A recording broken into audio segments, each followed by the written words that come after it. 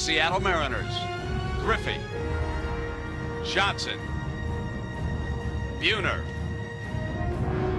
Charlton. New York Yankees. Mattingly, Williams, Boggs, O'Neill. They're all here tonight because of two men. Edgar Martinez yesterday put on one of the greatest hitting displays in the history of the game. He evened the score for what Jim Leyritz accomplished in the early morning rain Thursday in the Bronx. Ken Griffey Jr. is fulfilling his destiny. He was born and raised to take center stage. Yesterday, Paul O'Neill boosted the Yankees to a seemingly insurmountable 5-0 lead. They were halfway to Cleveland. But Edgar Martinez refused to lose. And now it's high noon for the Yankees' hired gun. Decision time in the Great Northwest. ABC Sports welcomes you to Game 5 of the Division Series between the Western Division champion, Seattle Mariners, and the American League wild card, the New York Yankees. Well, good evening and welcome, everybody. With Jim Cott, I'm Brent Musburger. Nice to have you along with us. Jimmy, the mood between these two teams is really stark here today, but I guess the stakes are different. Let's start with the Seattle Mariners. Well, what a contrast. I think I was more nervous around the batting cage than Lou Piniella. Lou Piniella is loose. His team is loose. What does it mean to the Mariners if they win? Obviously, they play the Cleveland Indians. But if they lose, I think they still win. This has been a great year up here. Record attendance. The club has had the best year in franchise history. The only player that might feel a little pressure tonight would be their starting pitcher, Andy Bennis. He's never been in a championship game before. He's a free agent at the end of this year. If he could come up with a super effort in Game 5, it could be worth several $1 million to that young right-hander. A little bit different with the New York Yankees. I think it's safe to assume that they were more apt to be sleepless in Seattle last night. The stakes a little bit different for this organization. Very, very quiet around the batting cage in the Yankee camp. And what would it mean to them if they won? I think it would be a relief to the Yankees. They had a great September to get into the playoffs. They took a 2-game lead in New York. They have a 5-0 lead in Game 4. Can't hold on to it. So if they would win, I think they'd say, we can go to Cleveland. If they lose, could be devastating. Buck Showalter doesn't have a contract. Don Mattingly doesn't have a contract. There could be a lot of changes on that ball club. We have had some magnificent hitting in this series so far. 19 home runs. That's a high for any postseason series. You talk about a Seattle heart attack. Just look at the middle, the heart of the Seattle lineup. Ken Griffey Jr. with a home run to put him ahead last night. The dramatic grand slammer by Edgar Martinez. Tino Martinez hitting right behind him. Often goes unnoticed. Add all those numbers up, hitting almost 450. 7 home runs, 19 RBIs. Now the Yankees have a trio equally as potent. It starts with Bernie Williams, who has 9 hits. That's tied for the series lead. Don Mattingly had 4 hits in last night's game. And of course, Paul O'Neill had that 2-run homer to give them the 5-0 lead. They're hitting over 450. They have 5 home runs and they've knocked in 13. And Jim, if you want a pitcher for Game 5 at a divisional series, well, it's simply dial a pitcher. David Cone, 7 postseason starts. This is the first time that 2 pitchers acquired during the year have ever hooked up in postseason play. Andy Bennis, of course, is a fastball pitcher. He has to get his breaking ball and changeup over if he's going to hold down this Yankee fastball hitting lineup. So one more time in this great series, the Kingdom is ready to rock. We pause for these messages from our ABC station. Watching and waiting with the rest of us, the Cleveland Indians, and congratulations to that organization and their fine fans. Joining us here today, Jack Arute. And Jack, what about Luis Sojo taking the field here for the Mariners? Well, Brent, it was a scary moment back in the 8th inning last night during a Yankee double play when Mariners shortstop Luis Sojo slid into the second base and took a spike on the inside of his wrist. Now, it broke the skin, and I spoke to Luis during batting practice, and he said, immediately I had no feeling. I felt in my hand as if maybe I had severed a tendon. He thought maybe he wouldn't even be playing in Game 5. When the swelling subsided, they examined it closely, and they didn't even need any stitches. He said, it's stiff, but there is no problem tonight because normally I would have taken the day off. but not in this case. All right, Jack, thank you. And here's tonight's Budweiser starting lineup for the New York Yankees. The same as yesterday. Wade Boggs, Bernie Williams, Paul O'Neill, Ruben Sierra, Don Mattingly, Deion James, Mike Stanley, Tony Fernandez, and Randy Velarde set to tee off against Andy Bennis. And Jim Cott, you've been there so many times in the past. Big game. He doesn't have big game experience, as you pointed out. How do you settle down? How does he get a hold of his nerves? I would say, Brent, that the one thing Andy Bennis has going for him, actually he has a couple of things: an outstanding fastball, a good changeup, and a slider. But it pays to be a power pitcher if it's the first time in these situations, because the adrenaline, the noise of the crowd is going to pump him up. That'll only help that fastball. The man behind the plate who will be calling the balls and strikes, and he's one of the better umpires in the American League. It's Jim Evans. Danny Morrison down at first. Tim Welke moves to second. John Hirschbeck's at third. Down the lines, Joe Brinkman and Rocky Rowe. The umpires have been very much a part of this series, and a couple of stories left over from yesterday's game. We will get to it. We had a brushback war that was intercepted by Brinkman as we take a look at the lineup behind Bennis. That's the same alignment that Lou Piniella has had in the first 4 games. Vince Coleman in left, Ken Griffey Jr. in center, Jay Buhner in right.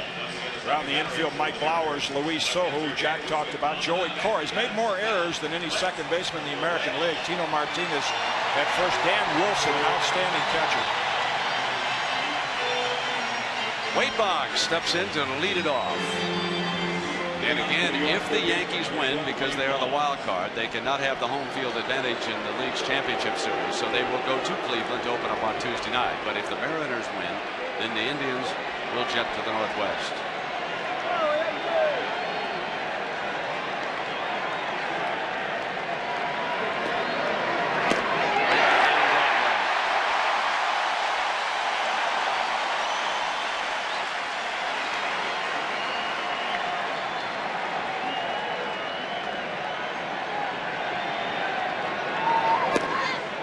Missing the corner on the outside. The catcher Danny Wilson was very active yesterday, unable to stop just one bad pitch thrown by Norm Charlton. He's a one-time high school goaltender, very active behind the plate.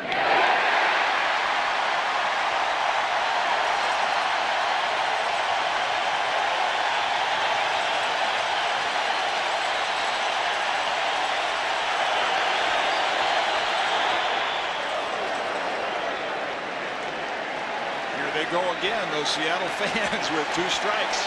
They did it for 9 innings yesterday.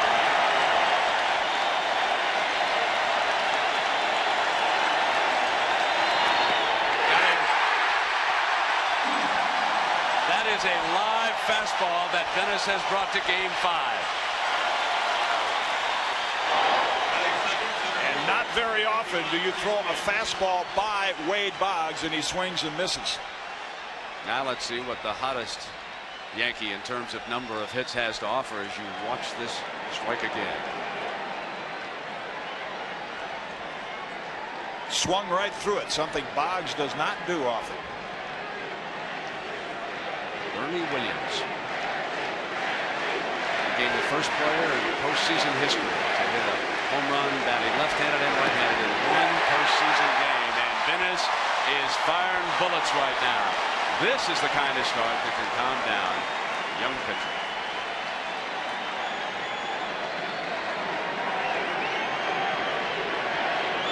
It's a menacing look, isn't it? And he is just missing on that outside corner. That's going to be his key, as it is most of the time for pitchers, even if you throw hard. He has to get the changeup over and the slider, because eventually these Yankees will catch up with the fastball. Out of play.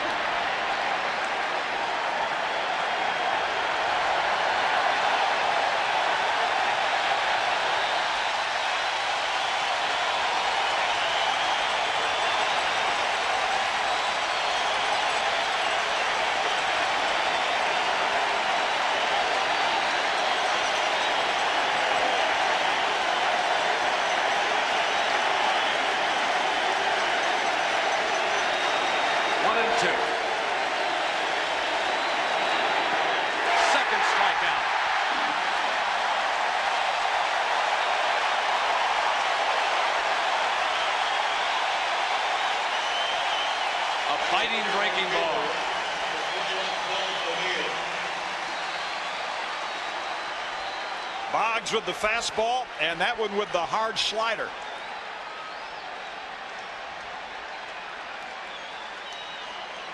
Paul O'Neill and Bennis looks very eager to go to work. Good pitchers are always ready to fire. They can't wait.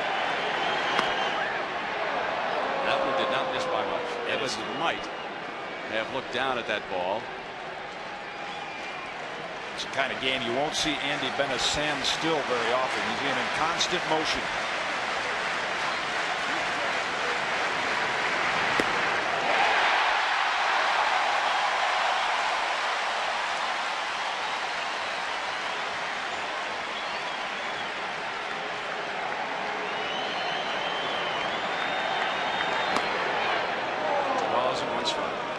We saw in yesterday's game from the mounds, pitchers were trying to spit and they couldn't do it. That's how tight things were. It'll get tighter. Oh, look for the appeal. Nothing doing, says third base umpire John Hirschbeck. He will be a key man, Brent. John Hirschbeck. The Yankees have 7 left-hand hitters, and Bennis is going to try to go down and away with the changeup and breaking ball. And you'll see a lot of those almost swings. O'Neill. Forget the almost swing. I thought the pitch was high enough. 3 balls and 1 strike. Get high in the air and playable in the outfield. Vince Coleman, and the Yankees are going in order here at the top of the first.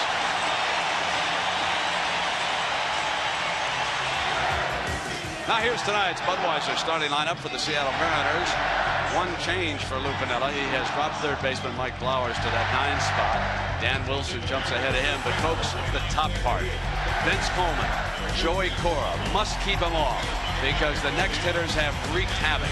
Ken Griffey, Edgar Martinez, Tino Martinez, and even the 6-man Jay Buhner. And Luis Sojo has been a dangerous out for the Mariners. When you talk to the Mariners hitters about David Cone, it's not very often you hear left-hand hitters say, this guy has got a nasty slider. Lefties like to hit the slider. Cone, and that's what he did in game 1, has a good slider, good fork ball. The blister on the middle finger is healed. He has no problems, and he has his full 4 days rest. Jimmy, which finger did you say that blister's on? On the middle finger, and he thought it was from throwing the fork ball. It bothered him for a couple of starts, but it's all right now. Yankees in the field have Deion James in left, Bernie Williams in center, Paul O'Neill in right. Gold glovers in the infield, Boggs, Fernandez, and Mattingly. Randy Velarde at second. Mike Stanley outstanding behind the plate. Mattingly had difficulty yesterday defensively, and it was unusual. That Showalter so well knows to see Don a little bit shaky, not only physically but mentally at one time. We'll have a chance to review that play for you. Now here is Vince Coleman, and when he gets on base, especially on artificial turf, things start to happen.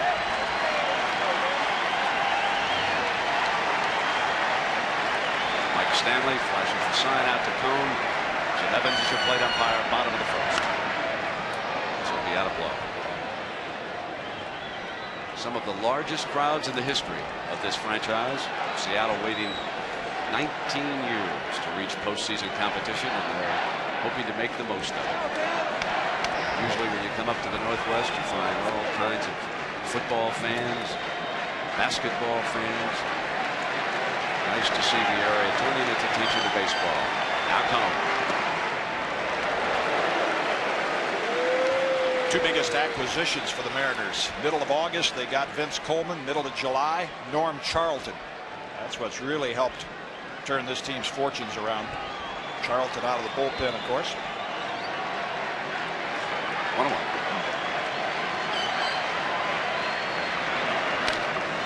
In the air to center field, and Bernie Williams comes in along with James from left, and James will call for it.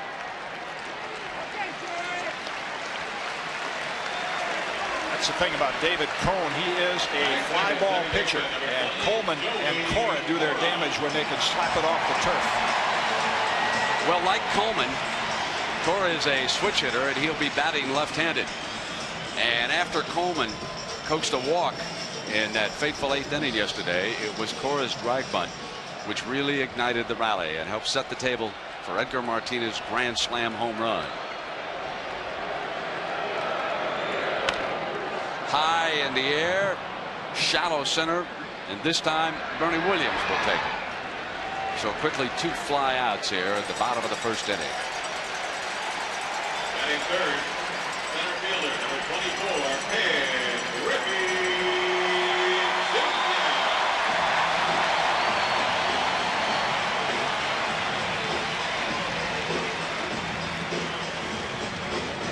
Jr. He's enjoying a monster. 4 home runs, but the Yankees get a little bit of an edge. Anytime you can get Griffey up without anybody on base, it's an advantage.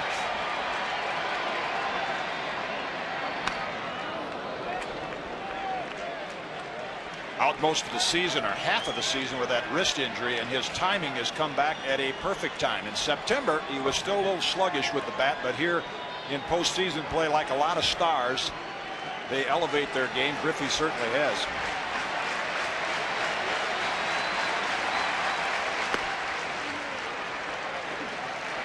Close to that inside corner.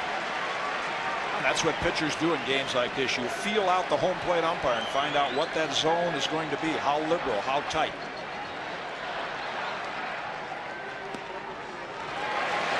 That's 2 balls and 1 strike.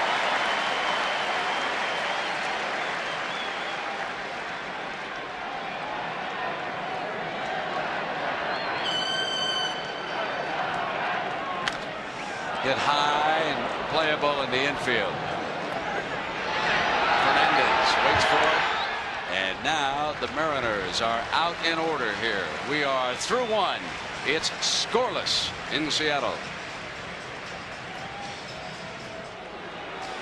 Jim, let's take everybody back yesterday. We had a brushback incident, might have been ignited, but for some quick work by the umpire. Chris Bosio and umpire Joe Brinkman had a session to settle it out on the mound. Actually, it was good gamesmanship by Lou Piniella. Scott Kamenicki, who Piniella says consistently throws up and in, knocked down Joey Cora.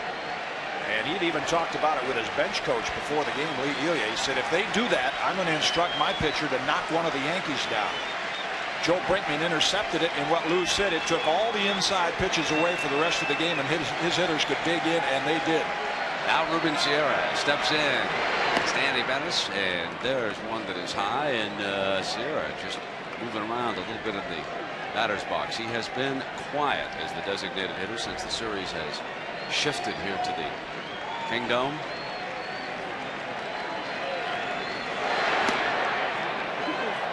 And it's 2 balls.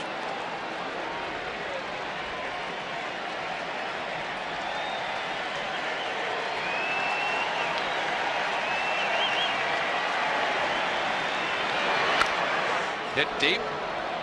Coming over though is Coleman, and Griffey runs in front of him and makes the put out.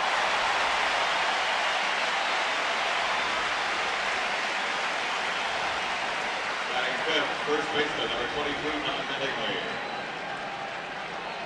What was interesting about the scene on the mound yesterday, and those of you who were watching along with us remember that Brinkman and Rocky Rose spent a long time out there on the mound. The fact is that Bosio did not believe the messengers. When they said it's off, we're not throwing at anybody, Lou Piniella had to come off the bench to tell Bosio, look, that's right, we're not going to engage in any warfare, and the game continued.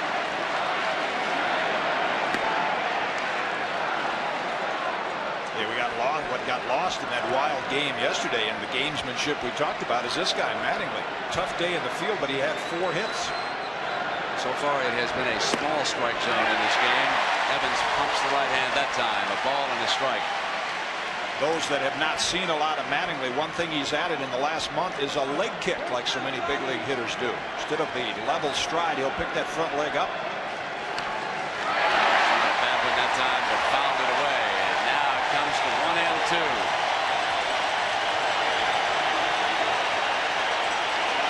When a fastball pitcher can bring a breaking ball that breaks that sharply into a game that quickly, he is a dangerous pitcher right now, folks.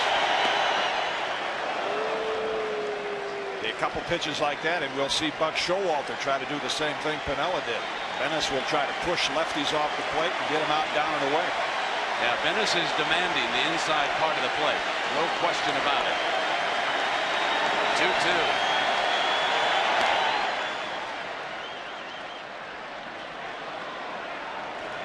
So the Evansville connection.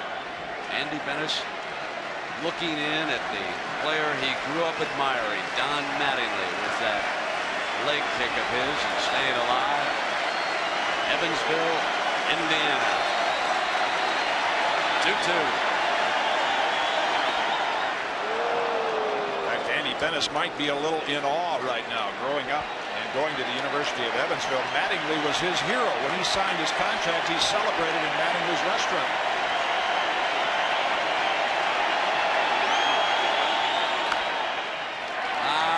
Lazy fly ball.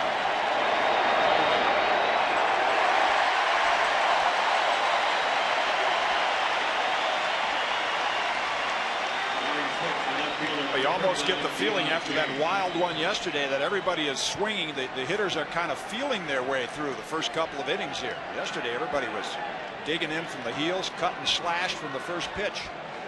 We did not have any inning in which either the Yankees or the Mariners were retired in order yesterday. And so far here today, we haven't had a single base runner. The fortunes ebb and flow in this grand game. Flashed foul and out of play. Of course, that's what tells you what is different about the game of baseball every day are the starting pitchers. And it's going to be a little tougher to score runs against these two guys.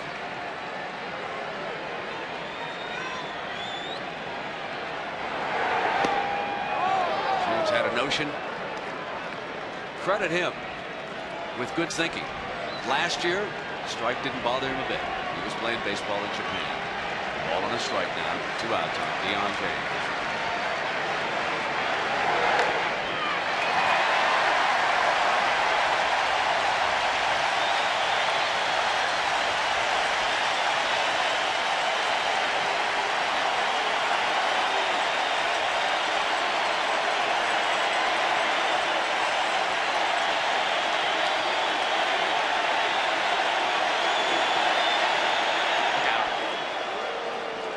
Louis Polonia is probably watching this game. He's a member of the Atlanta Braves. Was the Yankees starting left fielder. James is really a better pinch hitter. But since Polonia was designated, he's become the everyday left fielder and not as effective.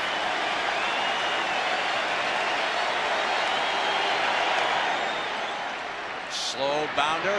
Tino Martinez will make the play at first base. And the Yankees again are out in order.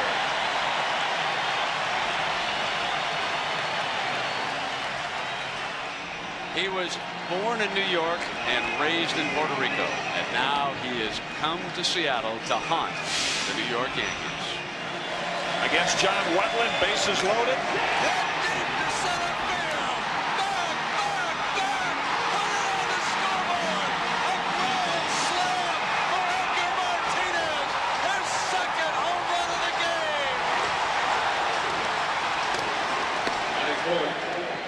Very unnoticed, Brent, out here. Not in Seattle, but in the baseball world. Mo Vaughn, Albert Bell get more support, but they'd like Edgar for president here. He is a legitimate MVP candidate. For many of you, I know the Seattle Mariners exist only in box scores. But you are looking at someone who is one of the great players today, and we do not use that loosely. Yes, that's what he's hitting in this championship series. 600. This is the purest of the pure hitters right here. One of the few times that we have seen a wild swing against that biting, breaking ball offered up by Cone.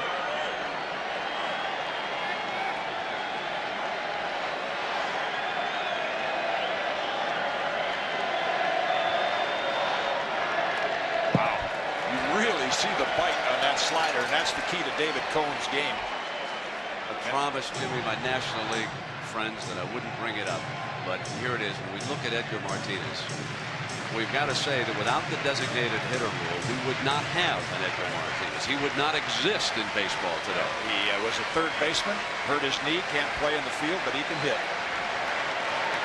1-1. Low. So Evans is going to make sure that that pitch is up above the knees. At least that's what he's indicating to both sides so far. Not many right-handers can boast that number against David Cone. 2-1.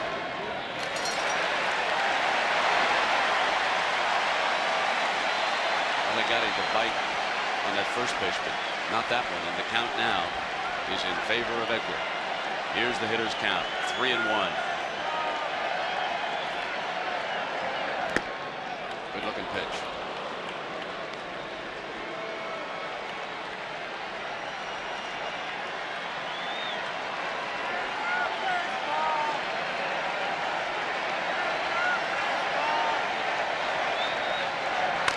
Down low, high chopper, base hit center field. Martinez, the first base runner in this game. He continues to wear out the Yankee pitchers.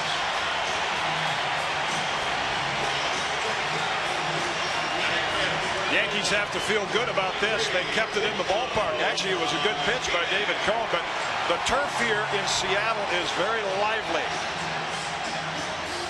And Edgar takes the low pitch off the turf for a bouncing single.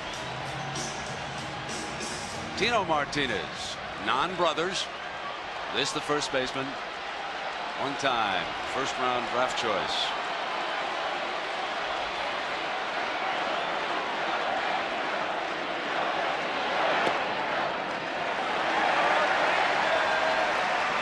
There's one birthday today that we will not be celebrating. 39 years ago, Don Larson pitched that perfect game classic over the Brooklyn Dodgers. Final there was 2-0, and Edgar Martinez has taken care of that in a hurry. Again, if you have not followed the Yankees, Buck Showalter, more than any manager I've been around the big leagues in 36 years, will pay close attention to base runners. Edgar Martinez is not a threat to steal, but Buck still likes to get their attention over there. That'll go into Mike Stanley.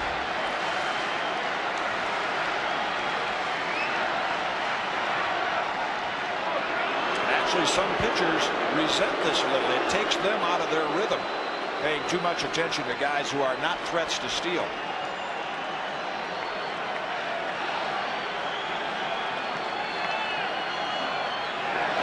There goes Martinez on the hit and run, and it is fouled away. And you'll probably see a bit of that. That was not a steal, but a hit and run. Edgar looking back at Sam Perlaza to see if it's on again. Both of these managers will try to get an early run. The riverboat gambler. He'll take a chance. He used 6 of his 9 pitchers to stay alive yesterday. And today, his ace, Randy Johnson, available if he needs him for an inning. And wouldn't the Cleveland Indians love to see him out there for at least an inning? 1-1. High and out of play. Now they've changed their allegiance today, I think, Brett. The Cleveland Indians, they like to see the Seattle win and all those pitchers forced to game 5 for David Cohn, but now I think they would prefer to see the Yankees. The Yankees would go to Cleveland. Mike Stanley is looking up at a bar that runs across directly behind home plate, and a ball that is hit foul right behind home, which strikes it, is out of play, but it is possible, and I have seen several here in the past in the Kingdom come back down. They're caught by a catcher, but that is out of play. Now Tino Martinez, 1 ball and 2 strikes. Not going this time. There's a few of those things can happen in the Kingdom. They have some speakers that could come into play also, and those of you who've seen games in the Astrodome and the Metrodome are aware of that.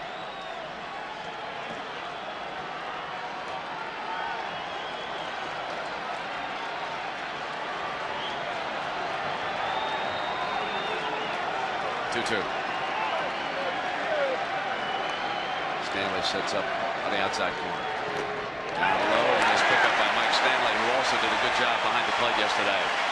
There is the speaker that Jim Cott referred to, and Jimmy, let's talk about that rule. Well, most of them are in foul territory. If it hits the speaker, of course, the ball's in play. You can catch it, and it's an out.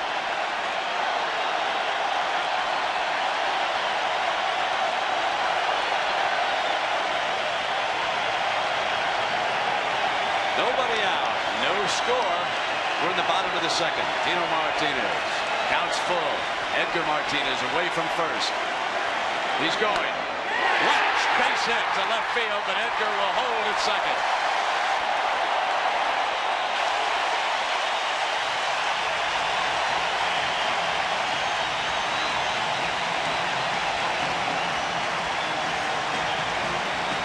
what's been impressive about this Mariner lineup. Tino Martinez getting better every day, uses the whole field. The other night they had the bases loaded and 3 straight hitters took the ball the opposite way, as Martinez does here. So now Lou Piniella has a choice. He has a power hitter, Jay Buhner, batting number 6. He hasn't had a whole lot of RBI production from his bottom third, but the way Andy Bennis is throwing right now, does Piniella want to play this and move the runners along? Let's find out. Be a shock if Buhner tried to bunt.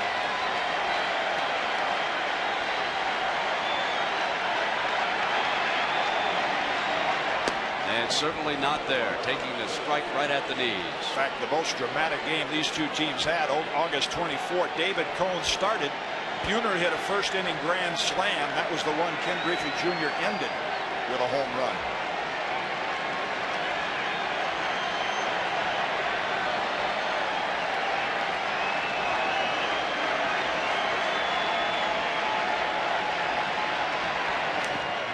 Blocked, and the runners cannot move up. Another good job by Stanley behind the plate. Now, those little plays could be big in a game like this. Norm Charlton threw a few of those 56-foot fork balls yesterday that Dan Wilson had to block. And here Mike Stanley, you won't see it in the box score, but that keeps the runners from advancing. Would have been as good as a sacrifice.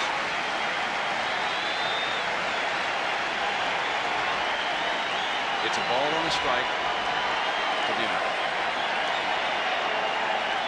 Cone is ready. Great breaking ball. If you ever watch any bowling on television, you know how that ball just bites and bites and then digs into the pocket the last few feet. That's what David Cone's slider does. I mean, it gets right up to the hitter and then bites hard, and that's why it's equally effective against lefties and righties.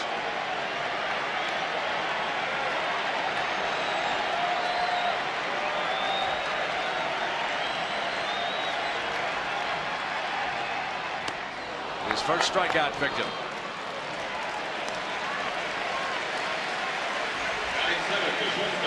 Number 9, Luis Soho. Well, here comes one of those handy fellas to have around. Luis Soho got the big hit with the bases loaded against the California Angels in that one-game playoff, which won the West for the Mariners. He'll give up the shortstop job next year to their wonderkin, Alex Rodriguez, but who knows who will finish in that position. It's a long way to September and October in the baseball season, and Soho is really a good man to have around. There's the youngster. He is active.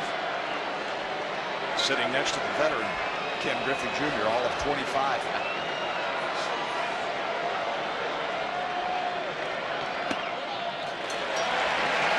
This is the man Lou Piniella would have liked to have had at the plate with nobody out. Soho with good ability to hit the ball the other way. If you look at him facially, remember the big red machine, he looks a lot like Davey Concepcion. Concepcion was his idol. Luis is from Venezuela, like Davey was. Same actions.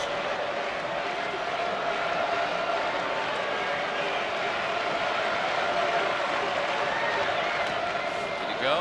Got away from Stanley, and this time the runners will move up.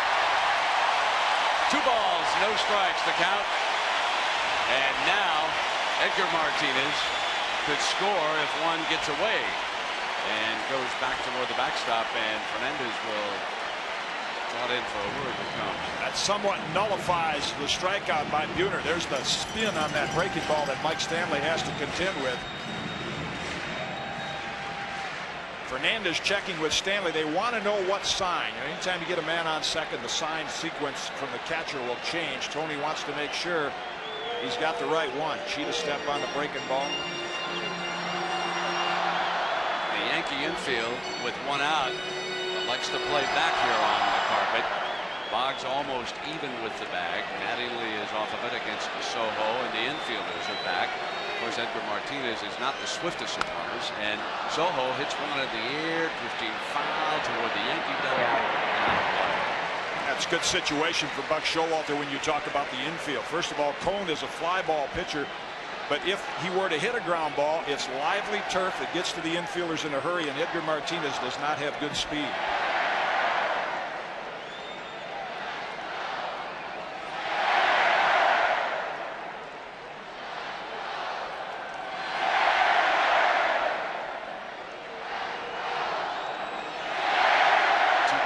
strike.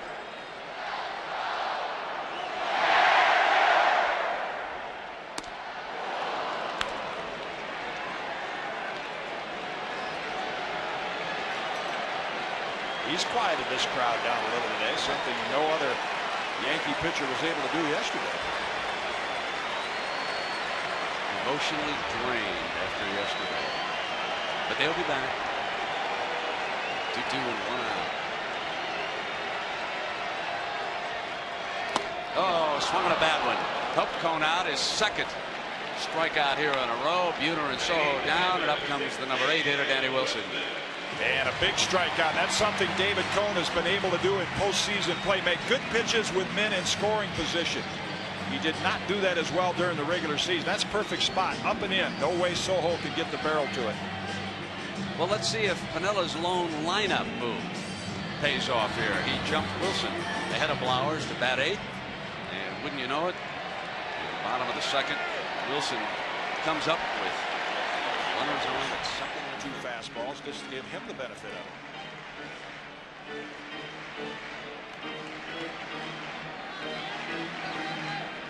Off to a strong start.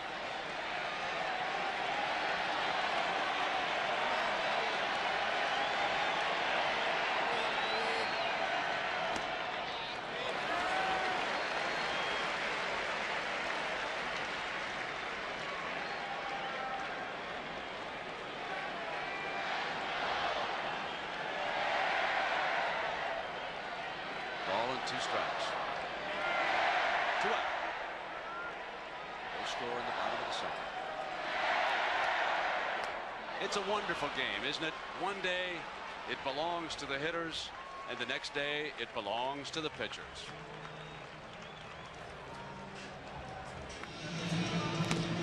No one, but no one wants to go to Cleveland any more than George Steinbrenner, as you see behind Reggie Jackson there in the second row. Remember, that's where Steinbrenner is from. How great would it be for him to take this Yankee team in? Well, will they make it? Anyway, the first game, regardless of whether it's the Yankees or the Mariners, Tuesday, 8 Eastern, 5 Pacific time. We'll have regional coverage of both the American League Championship Series and the National League. And congratulations go out certainly to the Atlanta Braves and the Cincinnati Reds. The National League Series figures to be a great one. The Reds may be better than some of you think they are. Those of you who haven't had an opportunity to watch them recently. That is a loaded baseball team. Mike Stanley now steps in here in the bottom of the third. Yankees looking for a base runner. Just any indication that they can jump on Venice and put something together.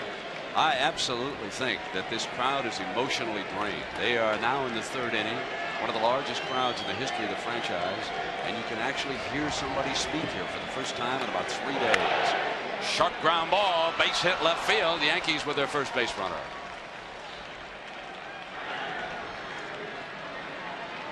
Yeah, they'll need some of those double lattes they serve up here in Seattle today. There's no way a crowd could get up and down for 4 hours like they did yesterday.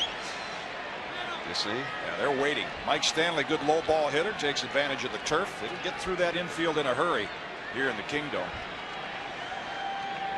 And now it's Tony Fernandez with a lot of big game experience. He was with the Blue Jays, batting left-handed. Stanley away from first base. Might see a bunt here.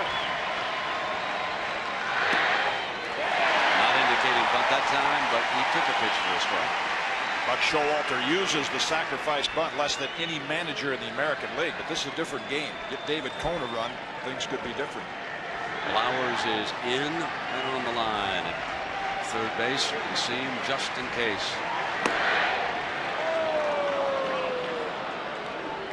Just a bit high, and Jim Evans has been consistent up in there. He has not called that pitch a strike here yet. 1 ball and 1 strike now. We're in the top of the third inning.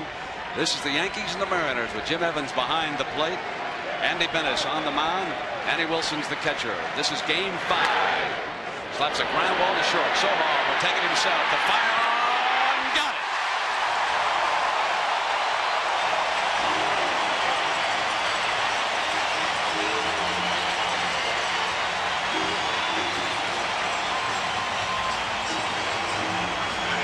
Second baseman, Wilson sets up outside, and it looked like Fernandez was trying to slap it to the left side and advance the runner. Soho comes in and can make that play by himself. The Mariner infield, not one of the best in the field in the American League during the year, but they've only made two errors here in the division series.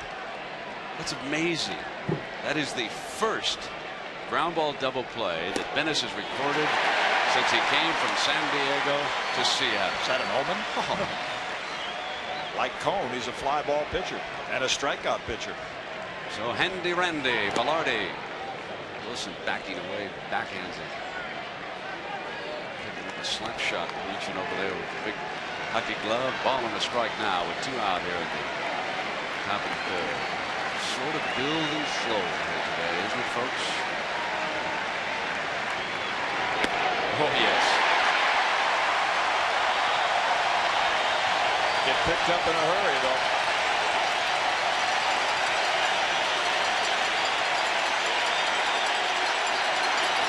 It's that count. Anytime it reaches 2 strikes, they're ready. High and out of play. You mentioned Randy Velarde, the all-purpose player. He plays left, third, short, second, and he and Don Mattingly are the only 2 Yankees left over from when Lou Piniella managed the Yankees back in the 80s. The captain, his first postseason competition. Velarde ready now. 1 ball, 2 strikes, and 2 out. Check swing, foul ball.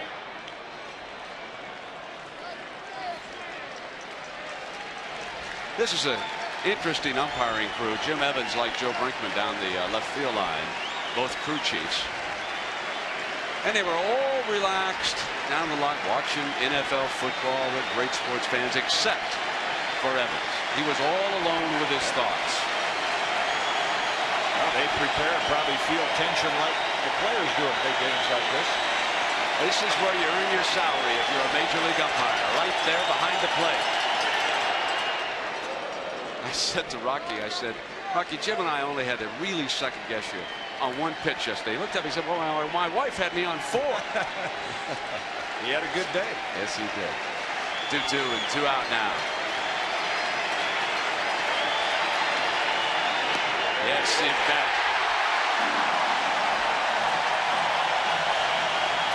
Still scoreless in Seattle. Well, a very unusual play featuring Don Mattingly yesterday because he made a little bit of a mental blunder. Ordinarily, he's one of the finest first basemen around. We're going to take you back to game 4. Randy Velarde, first of all, the second baseman, made the first mistake not flipping to Fernandez, but then Mattingly said, I never should have thrown that ball. Went into center field. That allowed the Mariners to score the tying run. Batting ninth, the bottom of the 3rd, third baseman, number 16, Mike Flowers. Number 9 hitter, Mike Flowers. Stepping in for the Mariners like Jay Buhner. Spent some time with the New York Yankees. Has not been making enough contact to satisfy Piniella so far in this playoff series.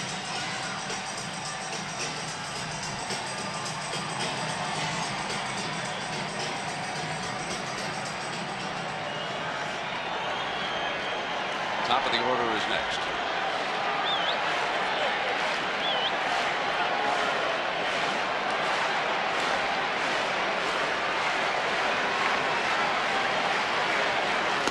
Right there.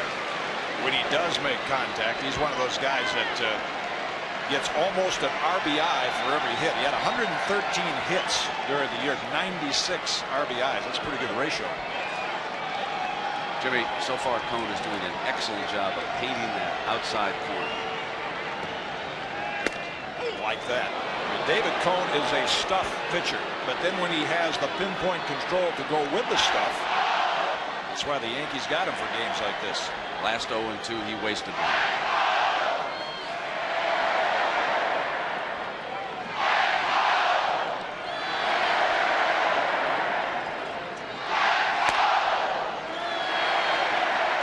Look out, breaking ball, wouldn't you think? You wonder on David Cone, he doesn't look like a large physical specimen, but he gets a lot of leverage from those legs. He'll almost rise up when he makes that turn. Gets a little locked into that motion.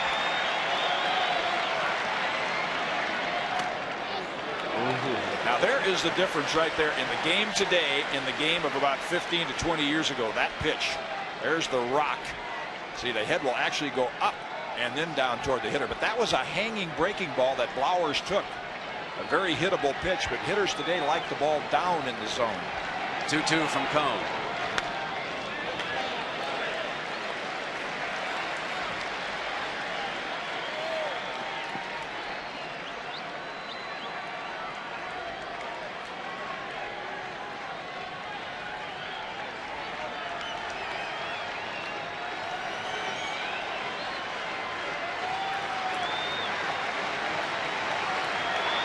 Open stance, he'll close it down.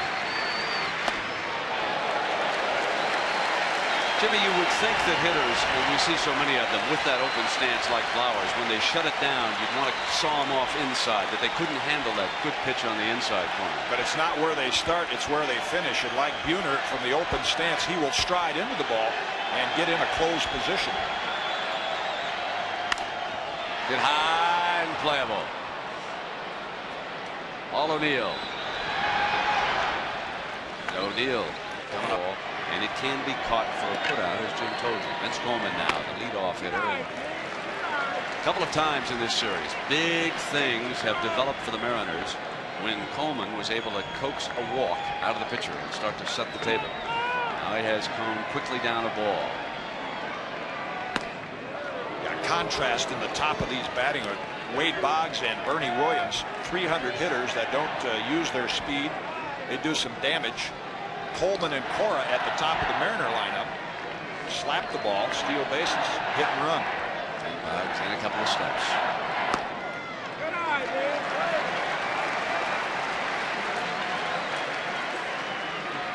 See Wade, third base, directly in front of that white line.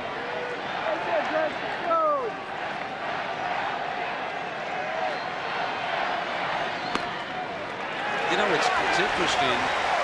You certainly can remember decisive games at the Metrodome in Minneapolis where it was never quiet.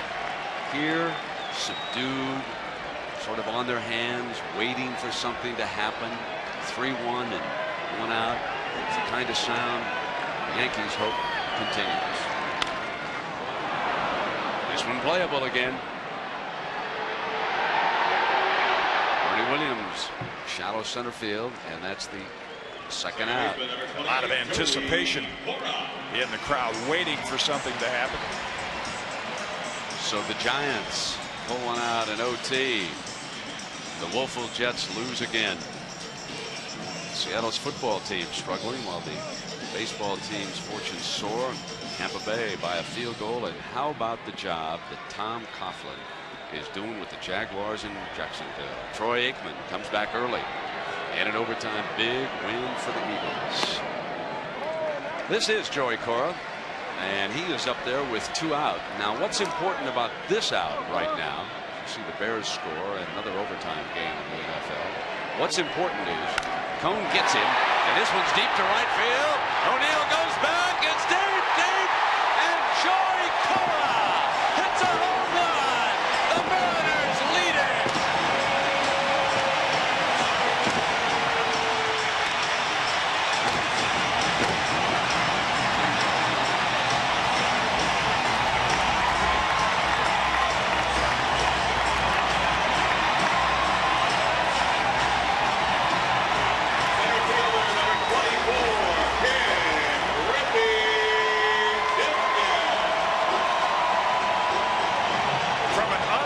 Source, Joey Cora, who only had 3 home runs during the year, gets a high fastball. David Cone gave up 24. That's his career high.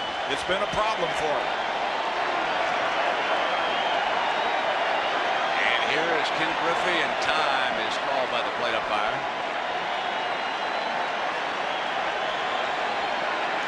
Now Griffey settles back in. 1-0 Seattle. Bottom of the 3rd inning on the inside corner. I was all set. Let me complete the sentence. what was so important about that out is, hey, you can get Griffey up with nobody on. Right. Guess what, folks? He's up with nobody on. But you're down one. Mariners are up by 1. Bad pitch. Griffey helped him out that time, and he's down. No balls and 2 strikes with 2 out. There's another free agent signing that Woody Woodward, the general manager, signed that has strengthened this ball club. Joey Cora, playoff experience with the White Sox 2 years ago. Whoa, get down there, Mahias. Nobody's safe when the heart of this order comes up. Sam Mahias, the first base coach. Lou Piniella brought him over from Cincinnati.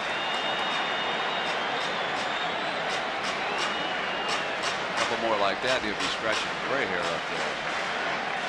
0-2-2 now to the kid. Foul.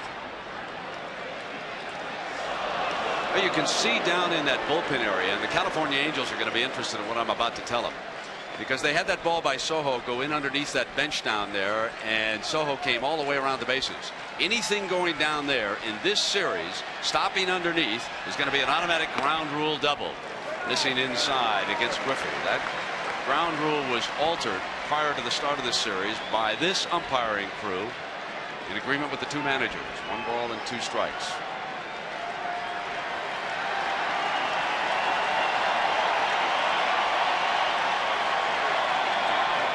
No.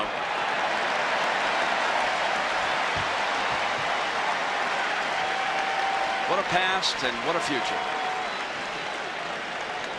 Baseball is to regain its fans, its players, Ken Griffey Jr. will bring them back.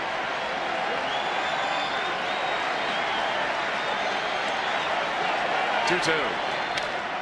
Hit in the air to right field, but this one is playable. And with all these great players, it's Joey Cora who hits the first home run. Back with more after this from our ABC stations. We start the 4th inning. The Mariners 1, the Yankees nothing. And the top of the Yankee lineup. Second time around for Wade Boggs. And what impresses you so far about Andy Bennis? The fact that he's aggressive early in the count. Other times I've seen him, he's been a little tentative, falling behind. But this will be a key go-around for Bennis, because Boggs is the hitter that the Yankee lineup looks at. He sees a pitcher once, they go up with a little different thought. He comes back to the bench, they work him into deeper counts. Hit to left field. Vince Coleman drifting over, measures it.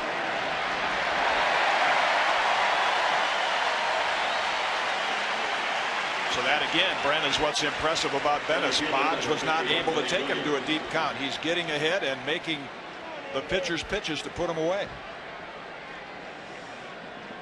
Jim, I know you spent some time with Lou Piniella, and what about Randy Johnson? Is he available at all today? If the Mariners have a lead and Norm Charlton is out of the game or not pitching effectively, you will see him for maybe 1 inning at the most. So here's Bernie Williams against Bennis. Did he go? Yes, he did. Hirschbeck. Evans did not hesitate in asking him on that too. Some umpires will take their time before they go down there, but Evans gets a quick call from the third base umpire. There's that check swing on the down and away pitch that is going to be so important. We'll see John Hirschbeck involved in a lot of those. Low.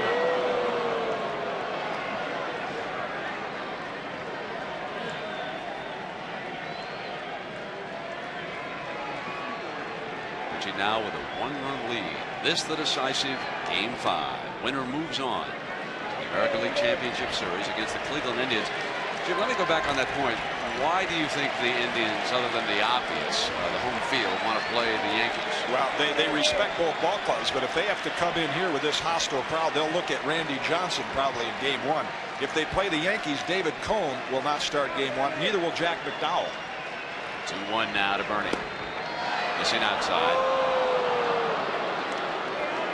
course, McDowell will be available in the bullpen today, as will it'll be Johnny Holstaff if the starter can't hold him. He'd be available, and if the Yankees win it, probably Andy Pettit, their fine rookie left-hander, would start game 1. And Jack McDowell would be available for 2, but he also is available today if they need him in an emergency. And Bernie Williams has coached a walk off Venice, and a reminder of what's coming up tomorrow night on ABC. Start off with the Marshall. Jeff Fahey in a brand new episode. Then NFL Monday Night Football. Al and Dan and Frank will take you along with Lynn Swan to the San Diego Chargers and the Kansas City Chiefs. 9 Eastern time. Should be a good football game. Great setting down there in Kansas City for an NFL game. It's a little bit like a college setting, and was it yesterday? Something around the college arenas. My oh my. Now Paul O'Neill in for his second at bat. One out, and Bernie on at first base. O'Neill saw a lot of Venice in the National League, and he hits him well. 350, almost a 350 career average.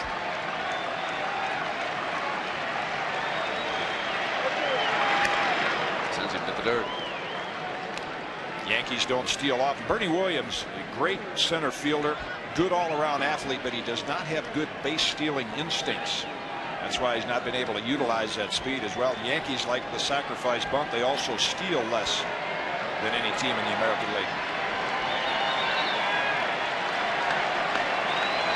O'Neill hoping to sting the Mariners again.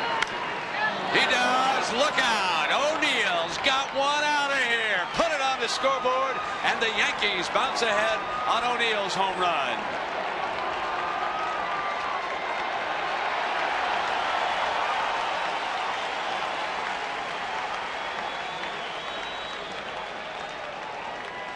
There is a tradition that perhaps started at Wrigley Field. Certainly that was the first place where I was ever aware of it. That never counted these home run souvenirs. Send it on back. It's been a tradition for the Yankees in this series. Paul O'Neill with 2-run homers. He hit the 2-run homer yesterday to give them a 5-0 lead, and now again he continues to hit Venice well like he did in the National League. Got on top of that high fastball. And Ruben Sierra with 1-2. Griffey in center field. And Griffey makes the put out for the second out, swinging away quickly at that first pitch. Venice not hesitating before he brings it home. And now Don Mattingly will step up with the Yankees leading for the first time 2-1 here in the top of the 4th inning. In that classic back in the Bronx, Yankees came from behind 4 times. That a postseason record. Here they have jumped from behind for the first time.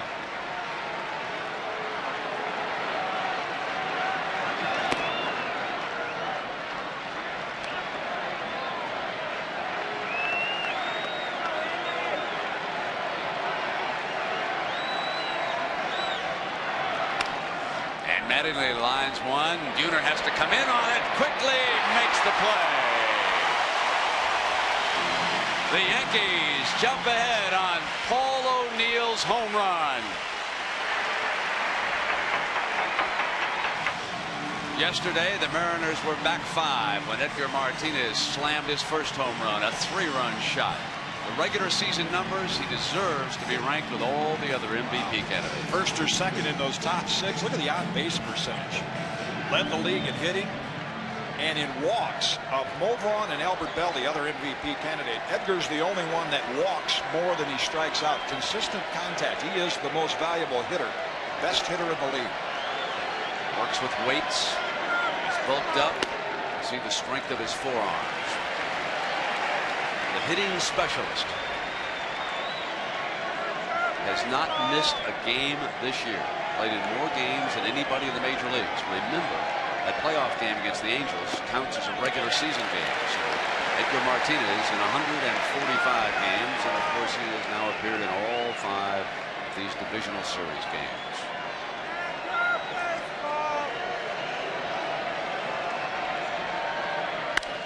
High, did not get it, and Don Mattingly drifts into foul territory for the put out.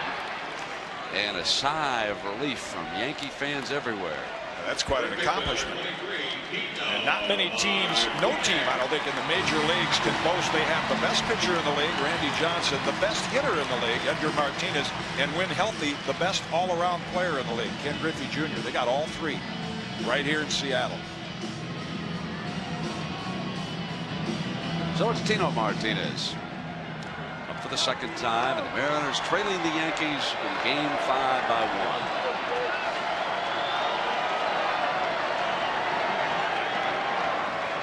Call by Tino.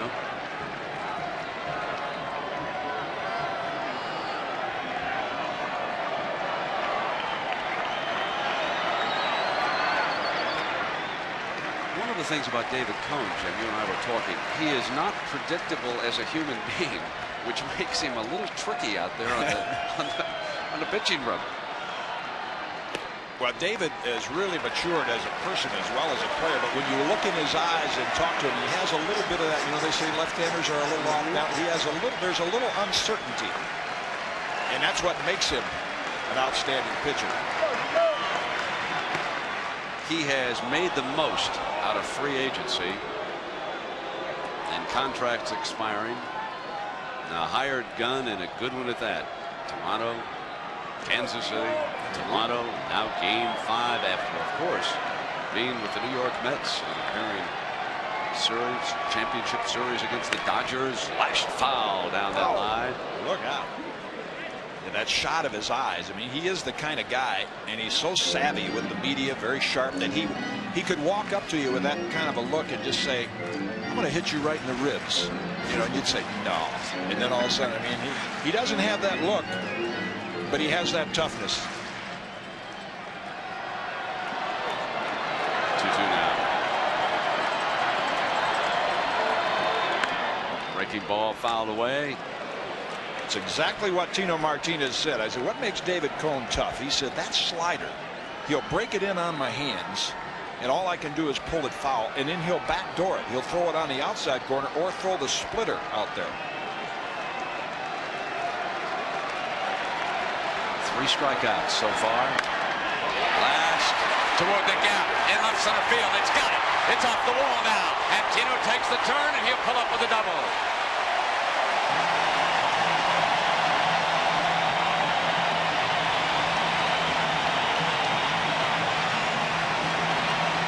Right fielder, number 19, And his son kind of hitting in a 2-strike situation, really covers the plate as so many of the Mariner hitters do. Pitch is in a good spot, and Martinez goes down and gets it and drives it with some authority. I think Cone was shocked because it was such a good pitch. Now Jay Buhner struck him out. He has fanned 3 so far. 1 out with Tino away from second, and now steps away to make sure he does not take off that extra step. Ball arrives in fielder's hands quickly on this carpet. If you can keep somebody just a step closer, you give an outfielder a chance to cut him down at home plate. All the little things now important. Did he go? Did not. Dan Morrison, the first base umpire, talked about more hitters being low ball hitters. Jay Buhner's a good example. Why are they? You see him carry that bat straight up and down. Hitters use lighter bats, and it's easier to drop the barrel on a low pitch from that position.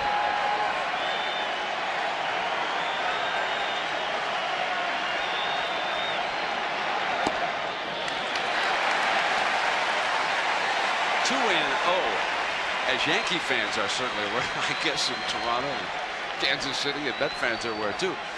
Cone will walk quite a few hitters, and so far here in this Game 5 he hasn't walked anybody, but he's behind in the count. 2 balls and no strikes now. And it gets away to the backstop, and the Mariners have the tying run 90 feet away.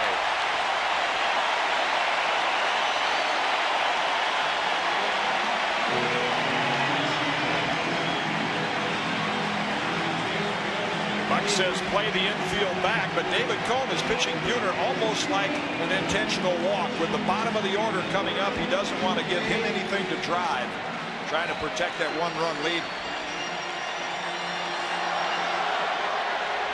So now let's see what he elects to do here with 3 balls and no strikes on Buhner. 1 out.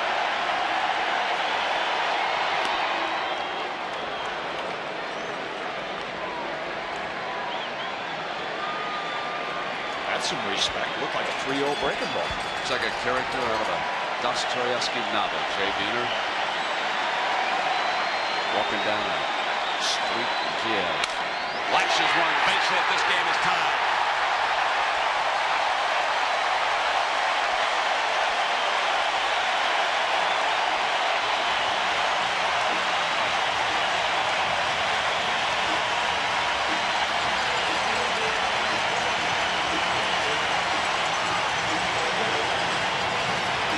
With that strength, ball down in his zone, shatters his bat, and still gets enough on it. Like Blowers, a lot of hits, a lot of RBIs per hit. 123 hits during the year and 121 ribbies for Buhner. So the broken bat Buhner single ties the score at 2. Bottom of the 4th inning. This decisive game 5. Winner moves on to take on Cleveland. American League Championship. Luis Soho, as throw goes over to Mattingly at first base.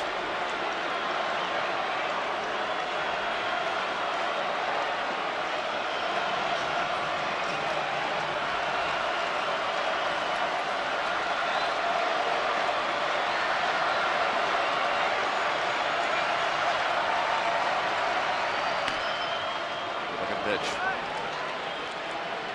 Lou Piniella, like the Mariners, is so loose before the game. He said, hey, we've had a great year. You know, if we lose, I got a lot of golf shorts packed away. I'll go play some golf. And he's going to gamble a little more. Soho looking right now for the sign. You could expect a hit and run with Soho in the batter's box.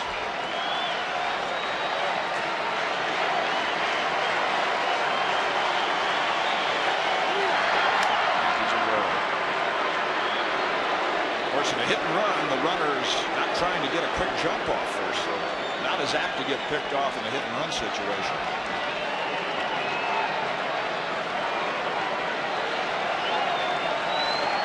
The wheels turn. Line drive, right at Velarde at second, but Buhner alertly did not stray too far. 2 out now. Danny Wilson up. You're looking at Buhner there, Brent. You talked about his figure, his persona. They had Buhner haircut here in Seattle. It drew quite a crowd. Takes that helmet off, completely bald. Talking with Mattingly, because of course he is a former Yankee.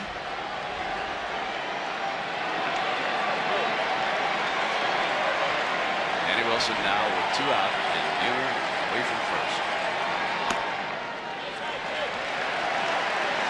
The one thing that a base runner for the Mariners has to be extremely aware of is with that biting slider. If it gets away again, you must alertly move with it. But you've got to be careful that Stanley doesn't make a stop, and he's got a shot at it.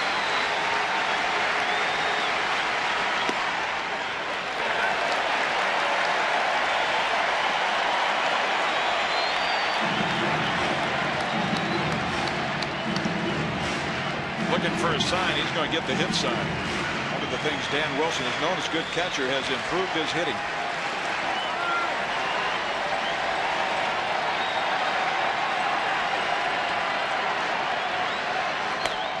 And now 3-0 with 2 out and Buhner on at first.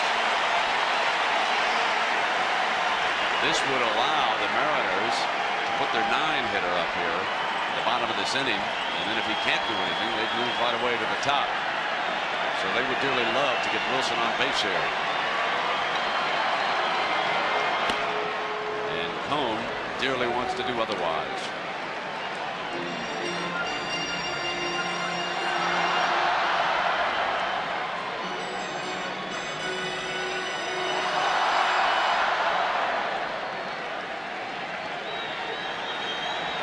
Sunflower seeds continue to disappear in the Yankee dugout. 3-1 now with 2 out. Line drive, base hit in front of Bernie Williams. Buhner will move to second.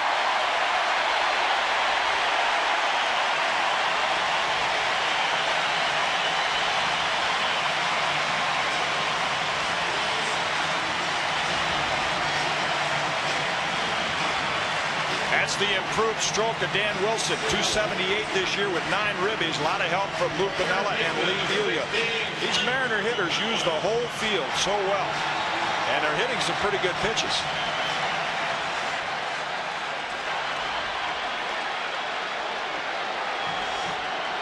Now Buehler leading away from second. There are 2 out. We're at the bottom of the 4th. Yankees 2, Mariners 2. And Flowers getting ready to stand in. Randy Johnson far left of the Mariner dugout. Game face on in case they need him late.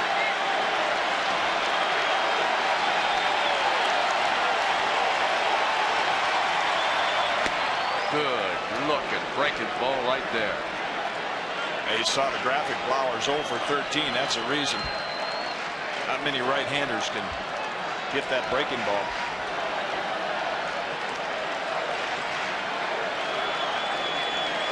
The Mariners are very adept at stealing signs. Stanley, Cone, the Yankees are also aware of it.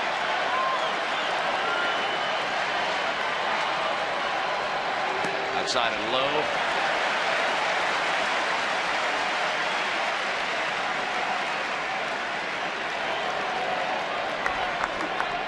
That kind of day. Has been that kind of month in Seattle and also back in New York. Both of these teams pounded down the stretch, worked hard to get into the playoffs. Beautiful fastball. Yeah, pitch counts and how do you feel go out the window today. Everybody's available. David Cone averages more innings per start than any pitcher in the major league, so you can depend on him for at least 7. Well, they didn't work long last year. They should have a lot left this fall. And a short season this year. 1-2 with 2 out.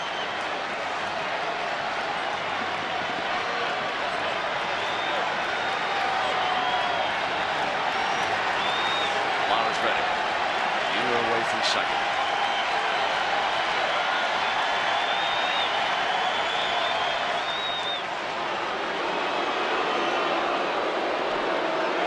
Once a decade, you hope that works.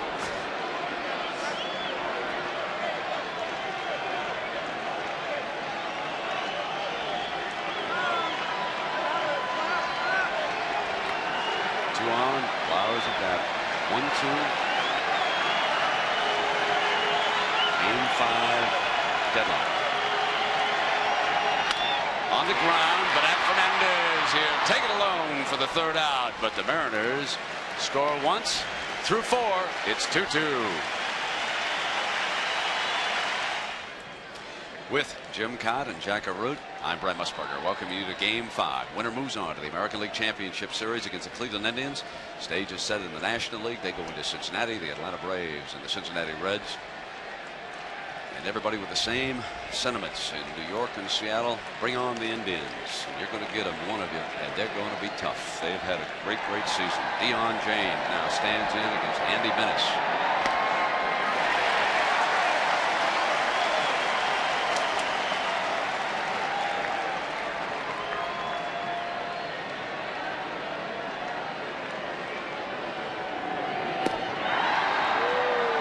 Are loving this. They'd like to see this go about 15 innings. They have their pitchers well rested. Dennis Martinez, the Bulldog, Oral Hershiser, and Charles Nagy. They're all ready to go.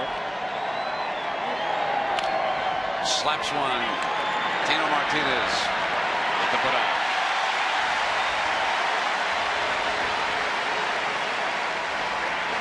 Catcher number 20, Mike Stanley. Mike Stanley, 1 for 1.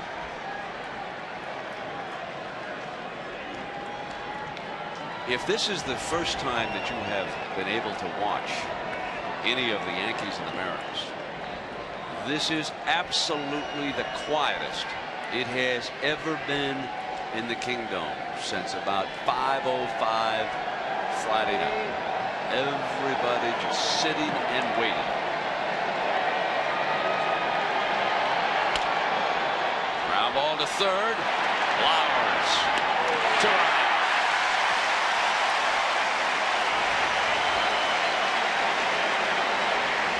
Shortstop number 6, Tony Fernandez. 18th time these two teams have met this year. And the Mariners have handled them during the regular season. As you see, Blowers handle that play easily. The Mariners are 7-1 here in the Kingdom. Yeah, it has not been a pleasant summer and fall on the left coast for the New York Yankees. Fernandez takes a strike.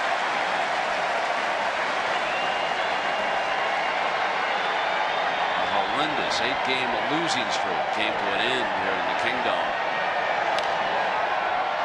Toward the gap in right center field. Fernandez on a run. He's got it between Griffey and Buhner. Griffey will run it down, and Fernandez into second with a double.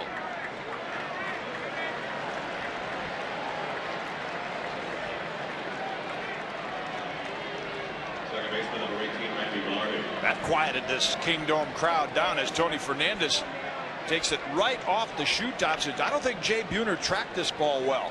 He ran a little bit of a flag pattern. And Ken Griffey Jr., you see him looking at Buhner, waiting to see if he could catch it. Makes a nice bare hand grab and gets it into the infield in a hurry. Just out of Buhner's reach. Not sure that even if Buhner did reach it, that he would have been able to stop Fernandez from going to second base. It was pretty well hit into the gap in right center field here in the Kingdom. At any rate, Fernandez on at second now with the 2-out double, and it's Randy Velarde.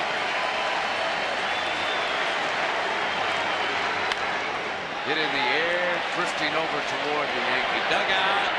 Wilson's got it.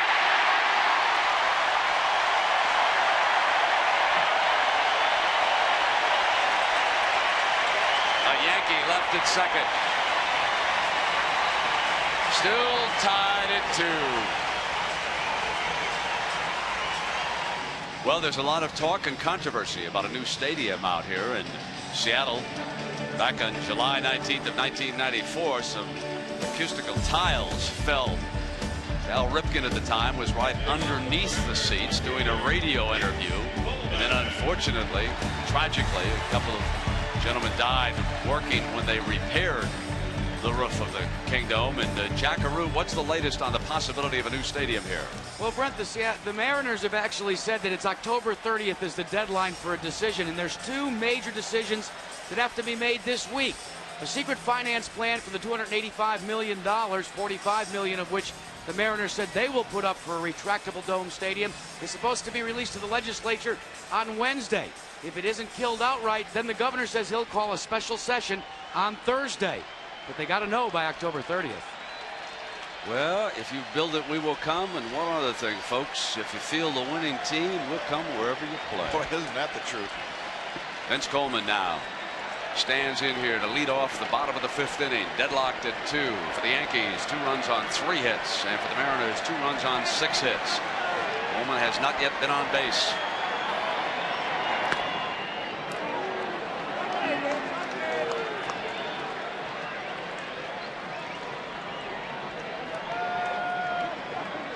Resurrecting his career here with the Mariners.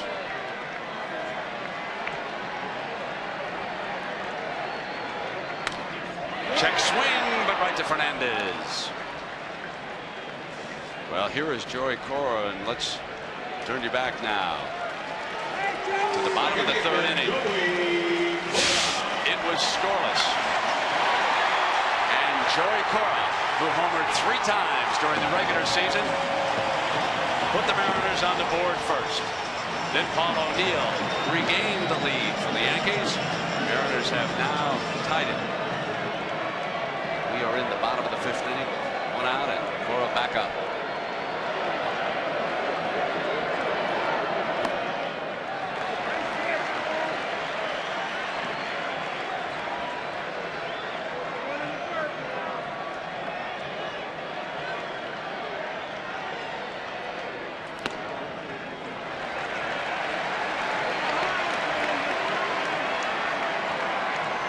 Doesn't want to walk, and he hasn't walked any yet. Got the call there. That's the first low strike that has been turned in here in this game.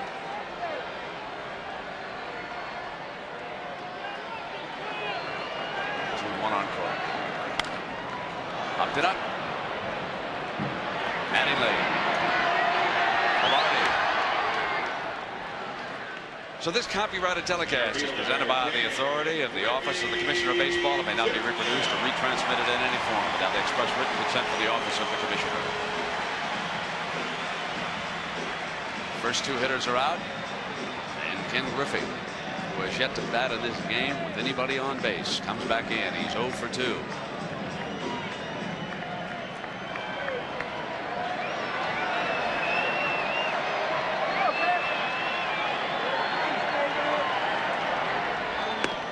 Yes.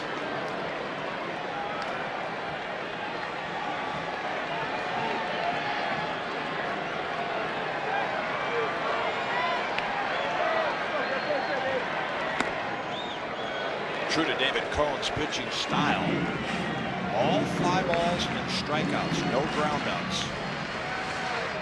Interesting to watch an outstanding pitcher, the way he moves the ball around, up and out and low, down by the knees, on the inside corner, then to the outside corner. Hard to pick up a pattern.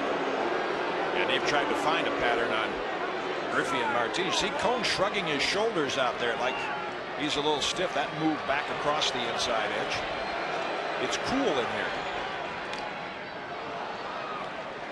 So Lou Piniella mentioned the other night when he removed Randy Johnson after a long Mariner inning is that you tend to stiffen up a little bit in the with the air conditioning. You saw David Cohn trying to make sure he stayed low. He's loose, Lou Piniella, and he'd be available for 1 inning if necessary today.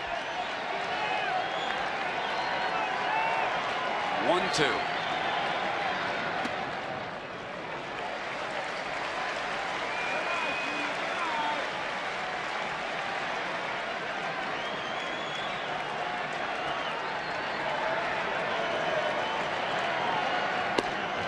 Him out. Out in order through 5. Yankees 2, Mariners 2. Here it is. The Yankees and the Mariners are tied at 2 apiece. And the top of the lineup, Wade Boggs will lead it off here in the 6th inning. Yesterday belonged to the hitters, and today a good old-fashioned pitchers duel between Andy Bennis and David Cohn. Key inning for Bennis and the Yankees for that matter, because when Boggs moved into the leadoff spot on August 4th and Bernie Williams into the 2-hole, they both hit about 360 from that point on. At the knees. That is what really has set up the Yankee offense. There's the signal.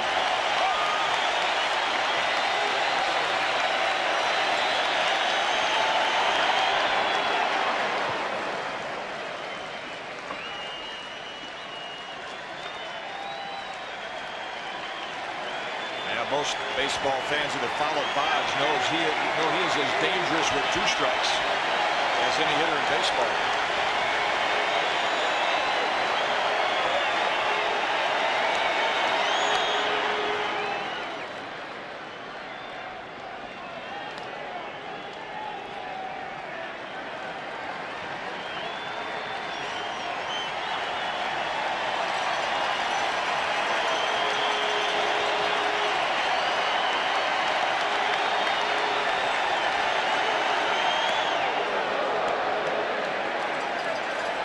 Yesterday, that would have got you kicked out of the game after the first inning warning.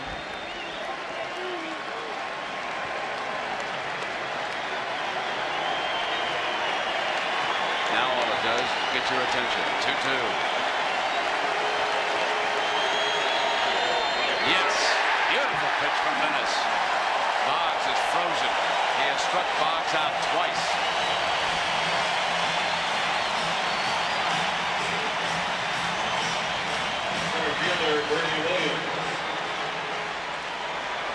Now Bernie Williams, and the Mariners bring a lot of respect into this game for Bernie, but watch this beautiful placement by Bennis. After the first inning strikeout with the fastball, Bennis gets him on the backdoor slider right on the outside corner.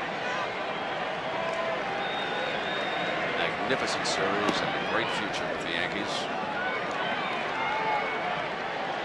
Career highs this year, 18 home runs and 82 RBIs during the season.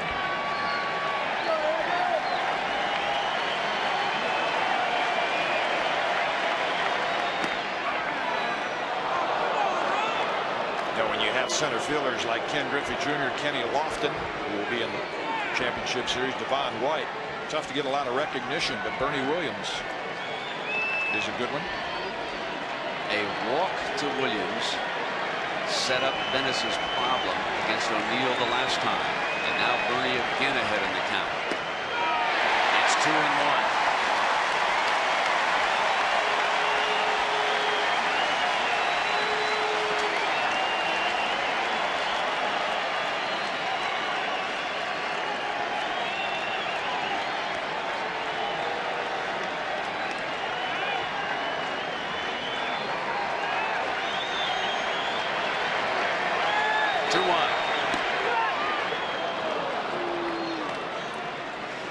Yesterday was a freewheeling day for the crowd for the Mariner lineup, and now that it's gone to a Game 5, it's like the fans are saying, hey, maybe we can win this thing. They're a lot quieter today, anticipating.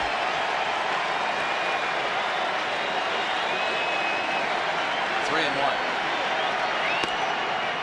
High. And Williams again walks, which sets the table for Paul O'Neill, who has slammed 3 home runs against the Mariners in this series so far, including this one in the top of the 4th inning, which put the Yankees ahead 2-1. Bottom of the inning, the Mariners tied it up, and that's where we are again. 1 out. Williams again perched on at first base, and here comes the rematch.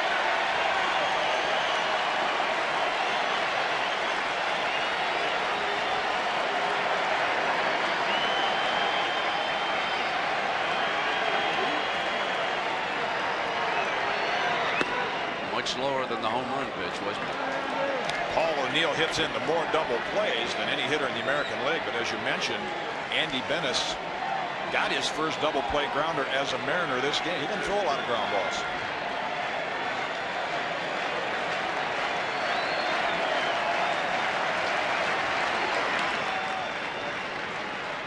There are a lot of organizations paying very close attention to Andy Bennis as a free agent. Come up big in a very meaningful game, the scouts pay attention, and he has shown a lot of poise out there so far.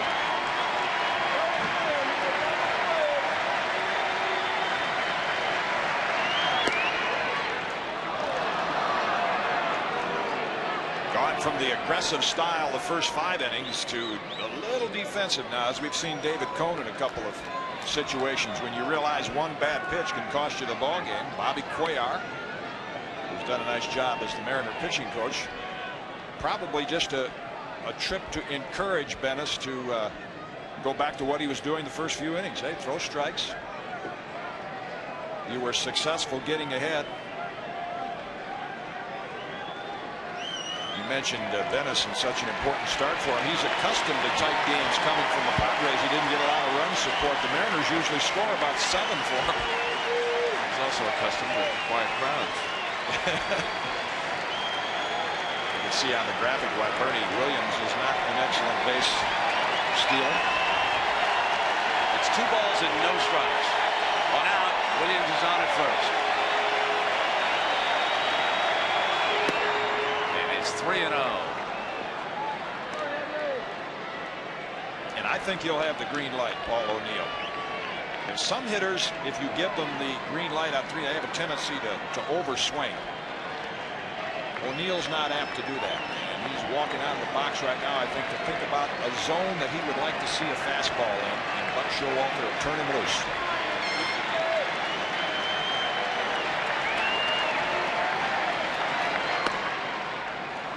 Two on, back-to-back walks.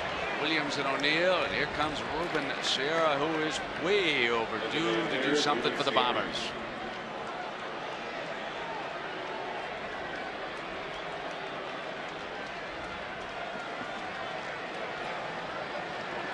A huge double in the 12th inning of that 15-inning classic back in the Bronx, but rather quiet since then. And Cuellar on the phone. There's activity in Pinella's bullpen down the left field line. They will not wait.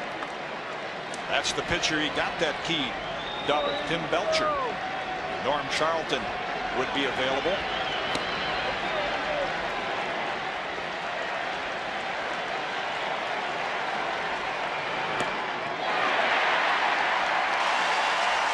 thing the Yankees have not done since game 1 when Sierra hit the 2-run homer is produce with men in scoring position.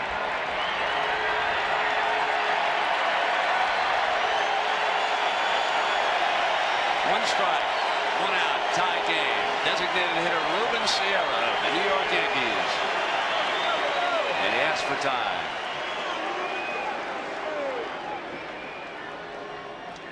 Game 1, 500, 5 for 10. But since that, look, the Yankees just 4 for 25.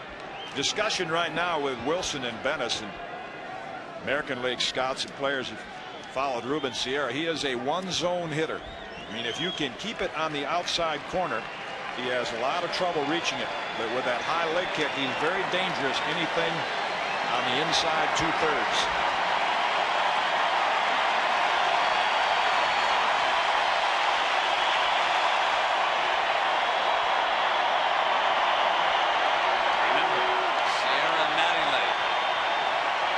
Bennis in the stadium.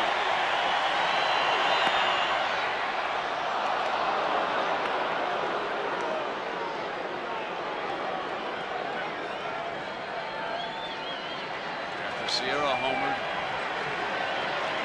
it was Mattingly, then the garbage, then Pinella pulled the team, and a change of pitchers. Now Bennis looks at Sierra. 1-1 of 1 out, 2 Yankees on. Game is tied.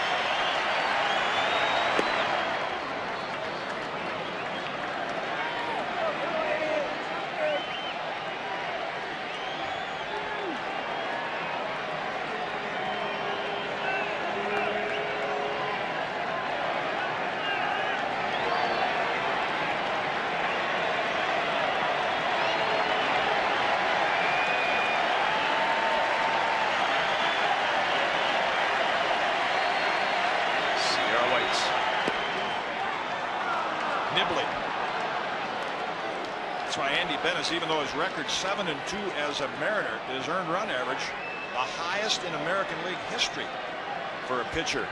5 games over 500, almost 6.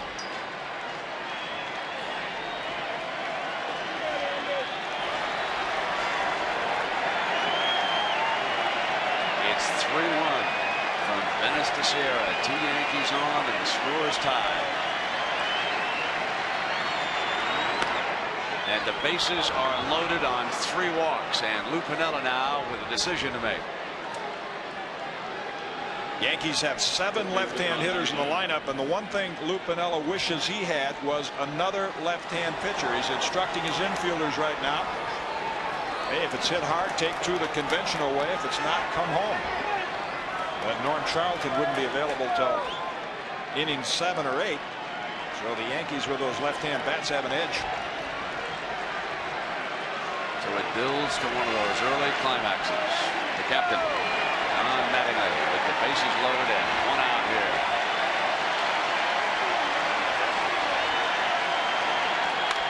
Slaps one into left field, down into that corner. It's fair. The Yankees will score. It's a ground rule double. Yankees lead it by 2. Don Mattingly's ground rule double to left field scores Williams and O'Neill, and the Yankees jump up 4-2.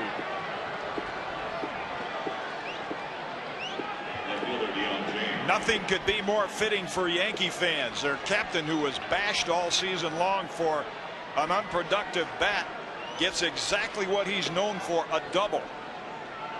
Only Lou Gehrig has more in Yankee history. And off that high turf, a ground rule double that probably prevented Sierra from scoring. That bounces off the left field fence. Sierra would have been able to score on that. Deion James will be intentionally walked to reload the bases. Mike Stanley is due up, and you would have to think that Piniella is giving strong consideration to bringing Belcher on to face the right-hander, but let's see. Well, because you mentioned Bennis only has 1 double play grounder in the time he's been with the Mariners, and that's what the Mariners are looking for, so you would anticipate Belcher coming in to try to get the ground ball.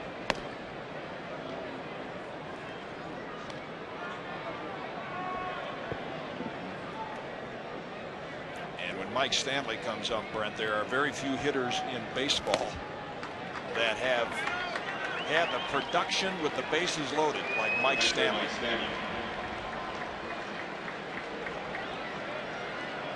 Yankees 4, Mariners 2. The top of the 6th inning, 1 out. And at the moment, George Reggie very happy with how things are unfolding right now. And Mike Stanley batted 18 times. Jimmy, you mentioned this. Came to the plate 18 times. The bases loaded during the regular season for New Yorkers. And he was 9 for 11. That's 818. He hit 2 grand slam home runs. And he walked 4 times. Gerald Williams going in to run for Deion James. He'll go out to left field. And Lou Piniella, who is a bit of a riverboat gambler, has decided to stick with Bennis. Good fastball. I think Pinella's thinking is Bennis has a better chance of striking out Stanley than Belcher. Not as much looking for the double play as the strikeout.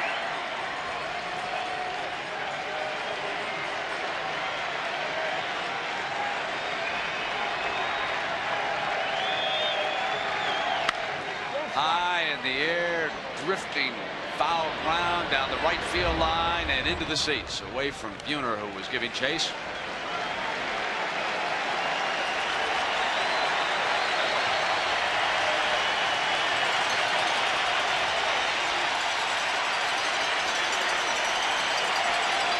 The ball's in 2 strikes.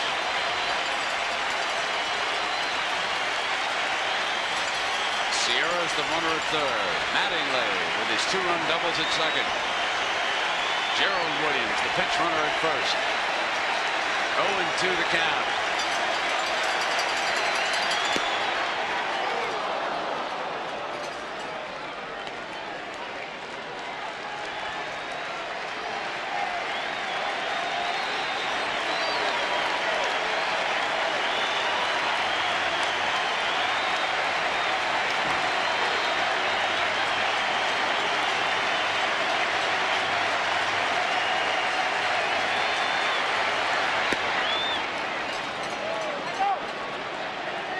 Another trademark of this Yankee lineup and their hitting coach Rick Down. They do not chase a lot of pitches. Very disciplined up and down the lineup, as you saw Stanley lay off those 2 borderline pitches and take a deep breath.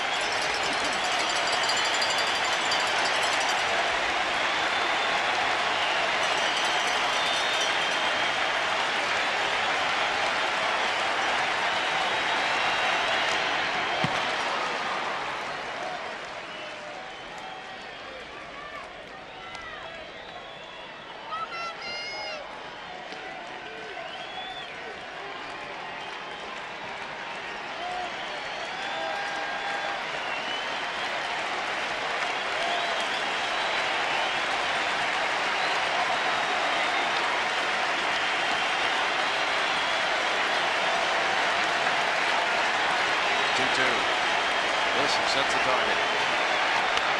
Ground ball foul. Sierra steps off third. Mattingly ground rule double away from second. Independent. Watching. Hit high in the air behind home plate. Wilson drifting back. There's a play on it.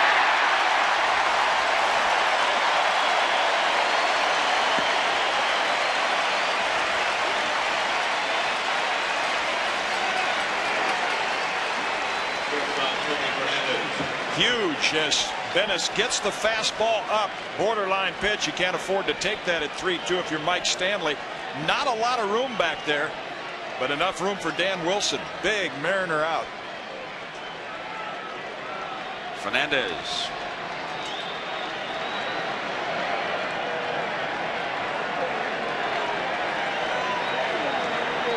Two out now. Fernandez will attempt to keep it in play, just slap it somehow. He has most RBIs in postseason. other than 3 fellas. Can you name them? Think about it for just a minute now. Who would have had more postseason RBIs?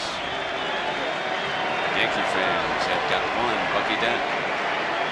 Bill Russell of the Dodgers, Pee Wee Reese of the Dodgers, the other 2. Fernandez 13 and trying to get more right now. 2 balls and no strikes. Interesting choice here if you're Tony Fernandez, and he's an experienced enough hitter to make up his own mind. Bennis is struggling. He's thinking, do I make him throw a strike or guess fastball and take a rip at it?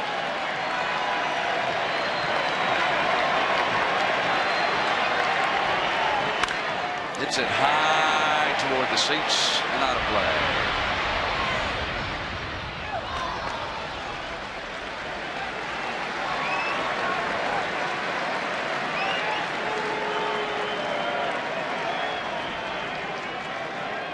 This is when the 6th inning becomes the 9th inning for Andy Bennis.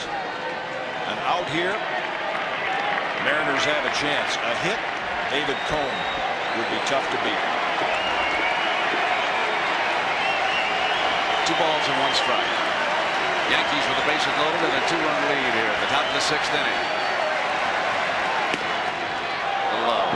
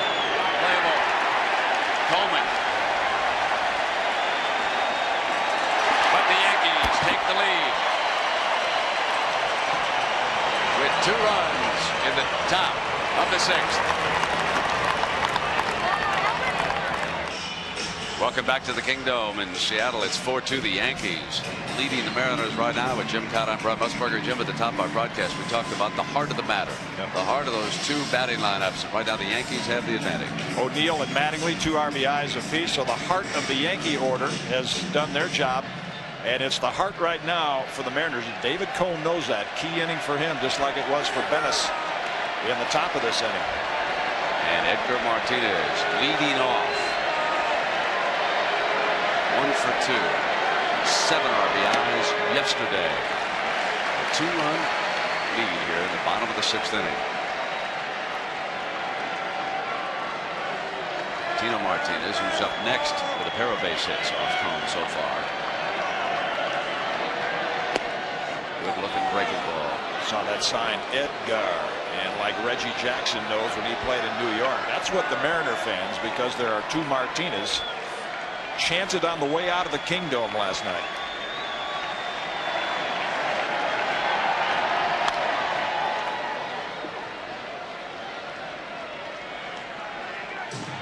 Boggs and Martinez, 2 of the best hitters in baseball. And what Boggs really admires is Martinez's ability to recognize pitches. Even though Cone has an outstanding slider, Martinez can recognize it, wait on it, and hit it. 1-2.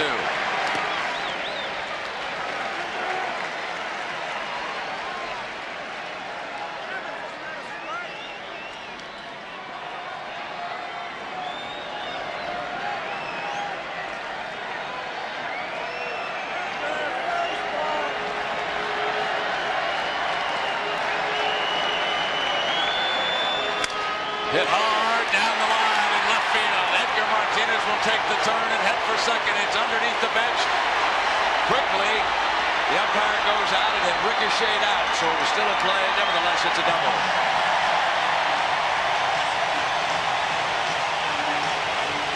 Joe Brinkman all over it.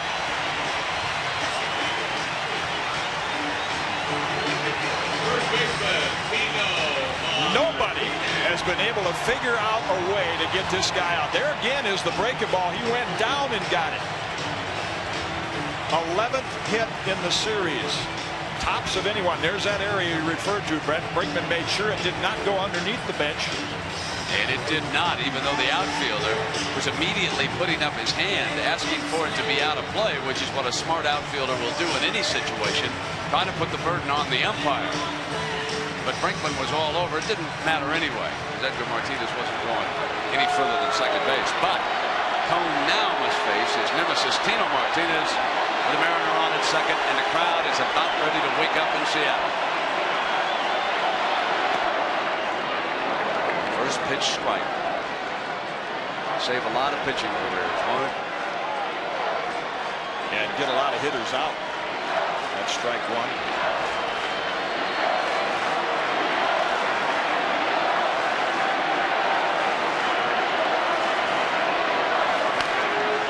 Popped up behind the plate. Stanley can't get it. It's back in the crowd.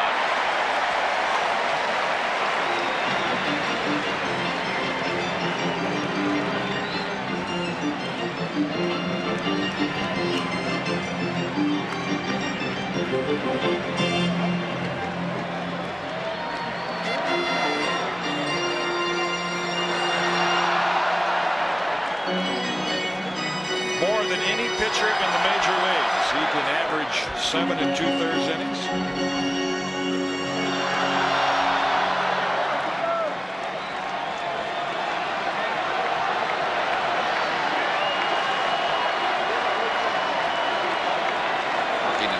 Sixth with a 2-1 lead.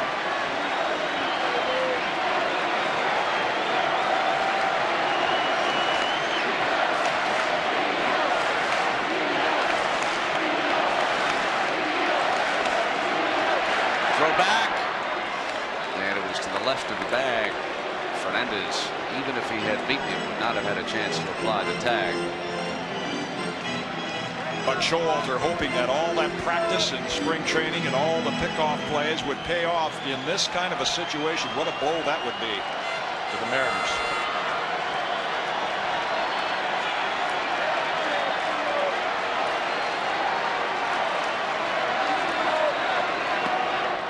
Almost hit him. That's why Tino Martinez has had these 2 good at-bats and 2 hits against David Cone. He tries to get him to chase the breaking ball down and in. Nice block by Stanley to get over there. Just missed his back leg. And then he's gone back outside, but Tino's been covering the plate. Tino didn't want to take one for the team in the foot. Wants to hit. 1-2 now. Nobody out here in the bottom of the 6th.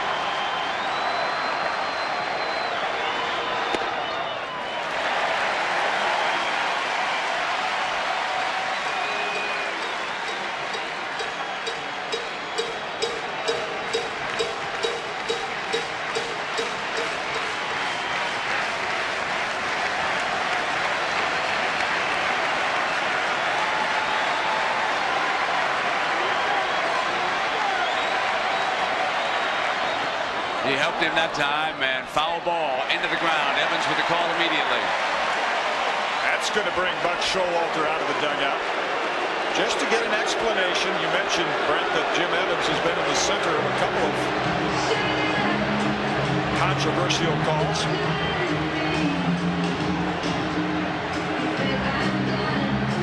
You sure about that? See if we can read those lips. Evans say, yeah, hit the ground and popped up in the glove. He didn't catch it cleanly.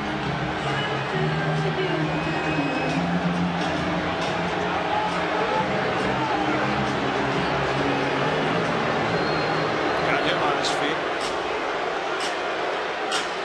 We've got the tapes. Yeah, it clearly hit the dirt first.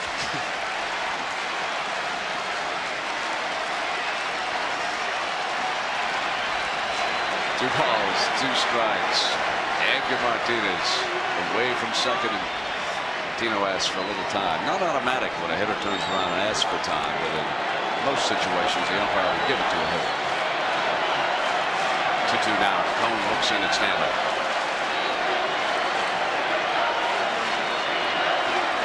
Did he go? Got him out finally. So this Division Series game is brought to you by Smooth Bush Beer and easy drinking Bush Light.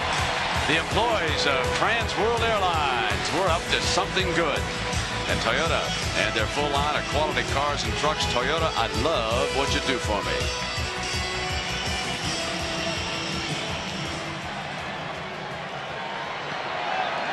Finally gets Martinez. Cone does on that sharp biting slider that he cannot check his swing on. One out, and here's Buhner.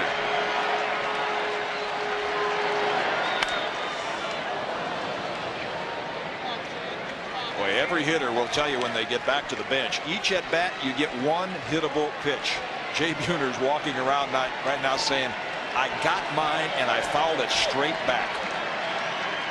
Right down the chute, just missed it. Probably won't see another one in that zone. Not the way David Cone's been moving his pitches around.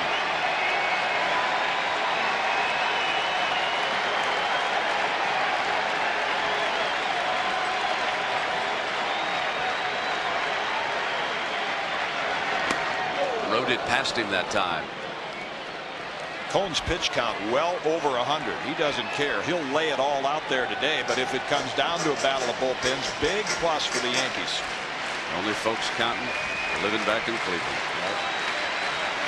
0-2 and 1 now.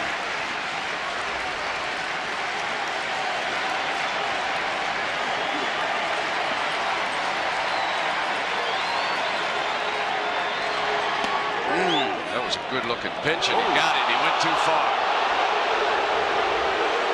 First base umpire Danny Morrison punches him out.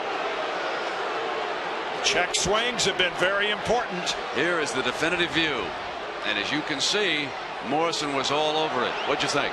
Well, the umpire looks at, did he intend? Was the intent there to swing? And it appeared from that angle that Buhner held up. That is probably as tough a call as a base umpire has to make. There's the Jay Buhner haircut that they love here in Seattle. I mentioned the bullpens, Brent, and the reason the Yankees have a big plus. Wetland is fresh. Wickman, McDowell, if necessary, and Pettit. But on the Mariners side, not the same situation. There's the Yankee bullpen is Nardi Contreras. Bob Wickman seated there. Nardi Contreras walking out to the mound right now just to give Cone a little breather.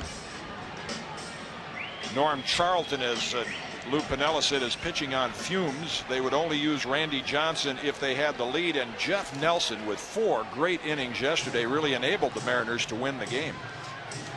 Jimmy, let me remind everybody while we got a moment as we look at Charlton down there about Monday Night Football. This will be a good game. The Chargers are in Kansas City to play the Chiefs. That's 9 Eastern time, and by my unofficial count, there were 4 overtime games in the National Football League today. The Eagles with a win, Minnesota with a victory, Indianapolis coming back on Miami after being down, and the Giants. So this could be a huge day for the tri-state metropolitan area back in New York. The Yankees can follow it up now. That's the Deacon, Warren Newson, pinch hitting for the Mariners.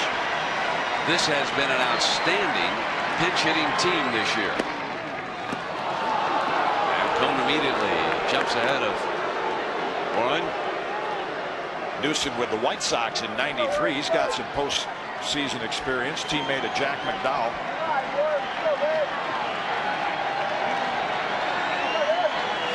Two out. Edgar Martinez on at second base. Gave him the inside corner that time. He's painting with power right now. Breaking ball on the outside edge, and a blazer on the inside corner. Moved just across the edge of the plate.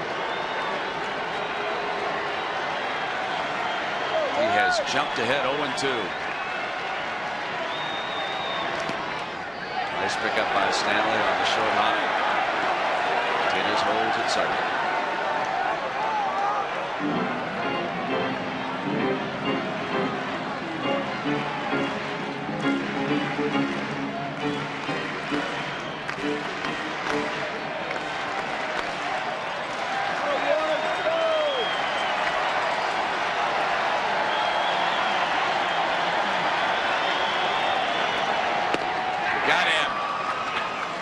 David Cone is dictating now. A 2-run lead through 6. Back with more after this from our ABC stations.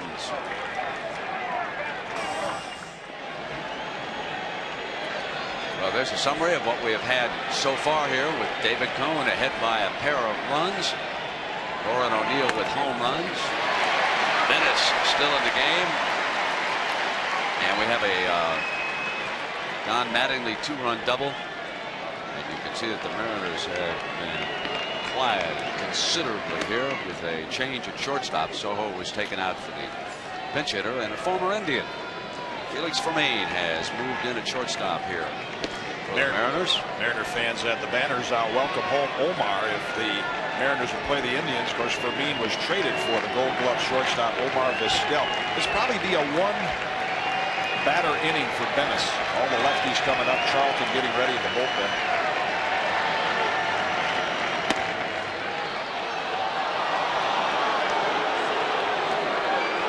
You mentioned a while ago, Brent, what strike one can do for you, and that's what Venice did the first few innings. But since then, he has fallen behind, and he's paid for it. It's 2-1 right there.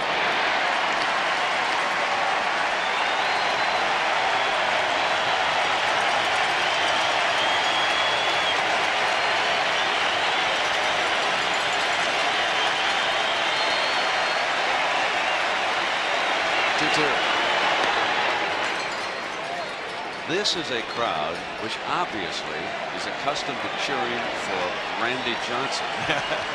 I mean, on 2 strikes, it's been the only time that they have risen to the 5th game occasion today. 3-2 now. Yes, sir.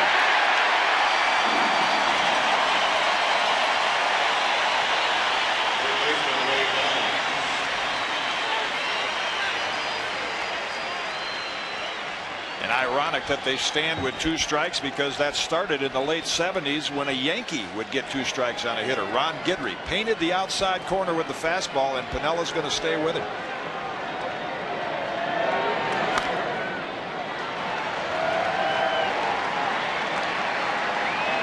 He's done a good job against Boggs, striking him out twice here today. It's the next hitter that he has really struggled with.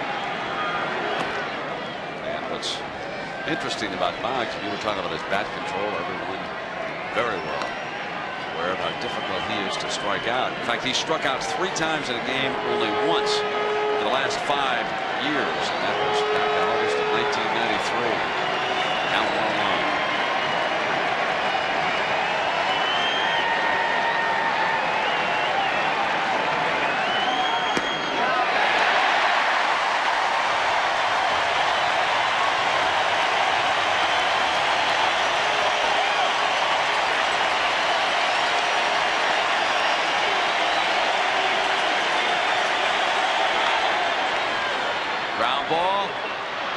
Quickly over is Bennett, who alertly was able to get over and cover on the play. May have been stepped on, but now it's time for tonight's Toyota Diamond Dust Baseball Fact.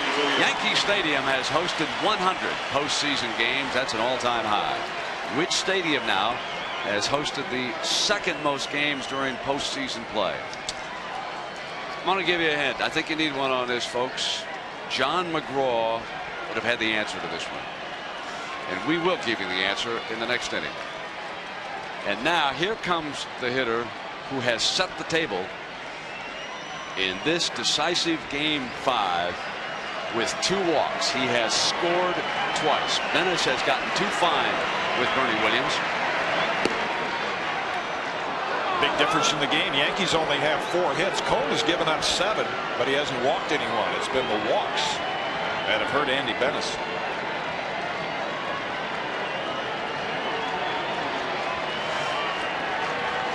2-run lead. What's interesting about Cone dictating now, and I don't have to remind Yankee fans of John Wetland's record here in the Kingdom, not only in the regular season but also yesterday. I suppose if there's any second guess you want to offer up for Showalter's managing yesterday, it'll be the fact that he yanked Wickham and went to Wetland in the first place. But that doesn't tell us what might have happened if he hadn't changed pitchers, does it? I think it's a legitimate second guess to question As long as you say, but we're not sure that they wouldn't have hit the other fella either. As long as you do that, it's okay to talk about it. It's 2 balls and 1 strike now. And he has been the ace out of that pen all year. You have to have confidence in him getting any hitter out, but he's not been able to get Griffey out. 2-1 and 2 now.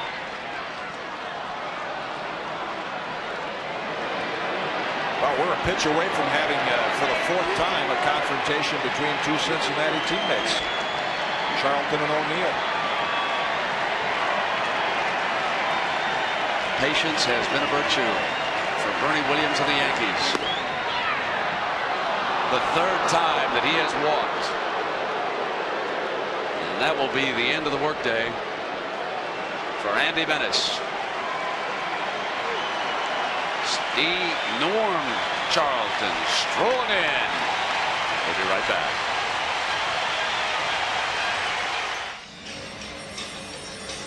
So the confrontation again between Charlton and O'Neill, and it has been one of the duels that could wind up deciding this championship series.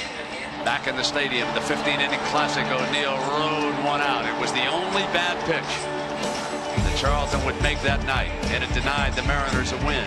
But back here in the Kingdome, it was Charlton this time, and the Mariners stayed alive. And now they come back to Game 5, but the Yankees are up by 2 big runs. Be interesting to see if Norm Charlton can control his forkball. I mean, what a pickup he has been middle of July for the Mariners. Didn't get a chance to work as many innings with the Phillies. That's what he's done in the division series. But yesterday, a lot of those forkballs in the dirt. The arm was tight. Lou Piniella has extended him a lot, looking for just a couple of more outs from him. Well, Andy Bennis, the starter who left, had a very good fastball as Randy Johnson has moved down to take a seat. Bennis giving up 4 hits, but there were 6 walks, one of them intentional. And now Charlton will attempt to hold the line with Paul O'Neill trying to get even more. He homered earlier for the Yankees. Bennis done for the day.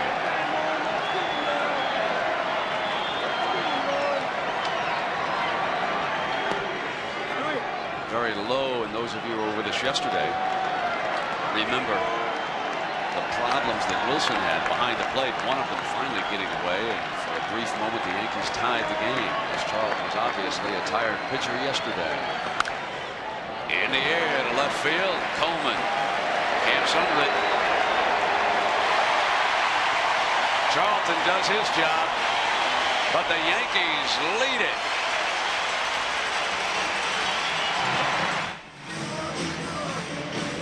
Yankees lead it by 2, bottom of the 7th. Mattingly and O'Neill have provided the offense, but this guy with 109 pitches, and here's 3 of his best. The slider to Tino Martinez for a strikeout. The splitter to Buehler. And Newsom can't catch the forkball. The stuff is still there. The Yankees hope it can last for 3 more innings. So he has fanned his last 3 hitters after Edgar Martinez doubled. He has knocked down 4 of the last 5. He has given up 5 hits, striking out 7, and I think most impressively is that 0 under BB. When David Cone does not walk anybody, look out. That's when he became a Cy Young Award winner. He cut down on the base on balls. Charlton will stay in. The Yankees have left-hand bats coming up the next inning. Bottom of the 7th and bottom of the order. Dan Wilson and Mike Blowers will start it off, and then it is Vince Coleman. What a difference a pitcher makes.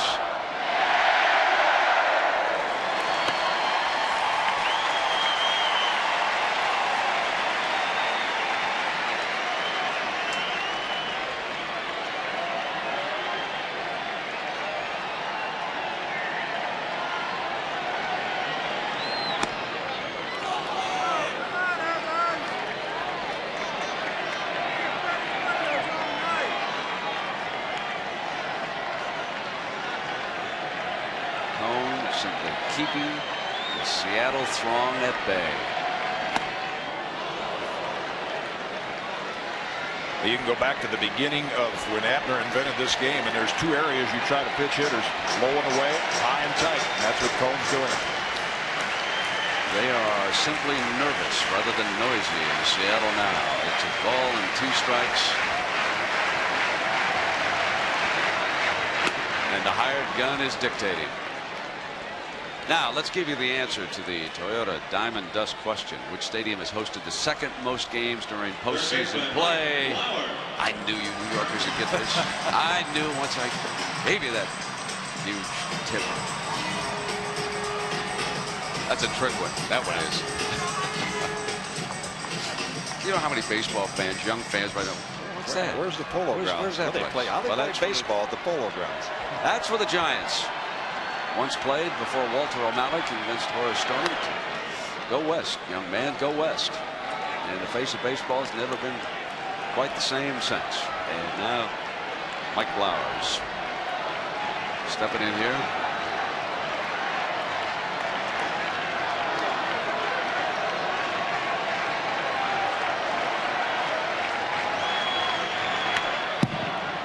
Remember when I was a kid and I followed the Braves and Warren Spahn, and later got to meet him and heard guys talk about how he could finish a game off when he had a lead in the 7th.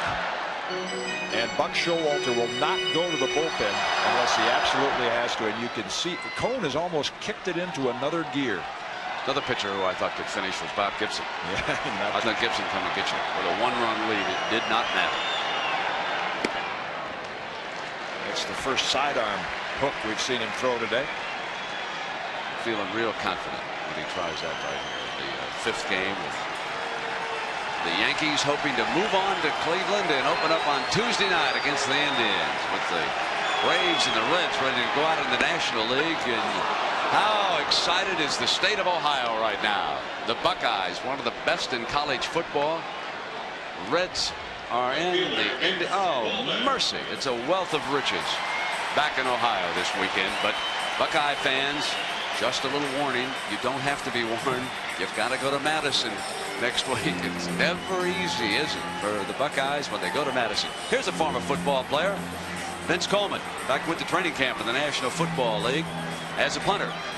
Didn't make it with the Washington Redskins, St. Louis Cardinals, among others, are forever happy. Slashed right at Mattingly. So now the Mariners are down to only 2 at-bats. It's 4-2 Yankees.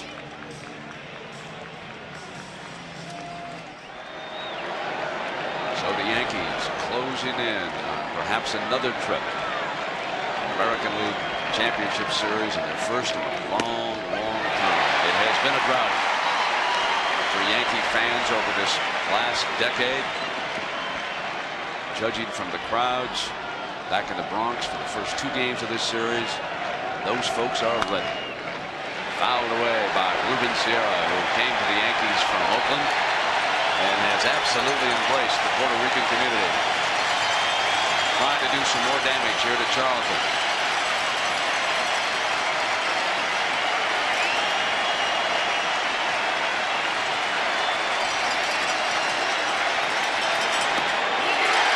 It's Charlton who rides it past him.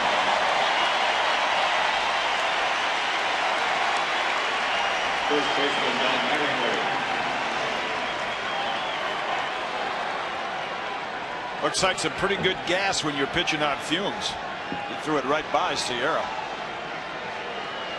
That high leg kick, very vulnerable to that pitch. Mattingly.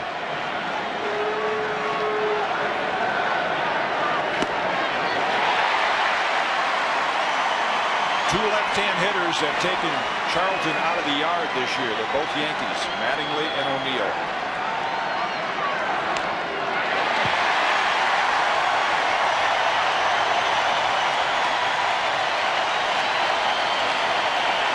Very much away. The heart of the Mariner order is due up. Could be their best opportunity left in the bottom of the 8th if Charlton can clear the Yankees out.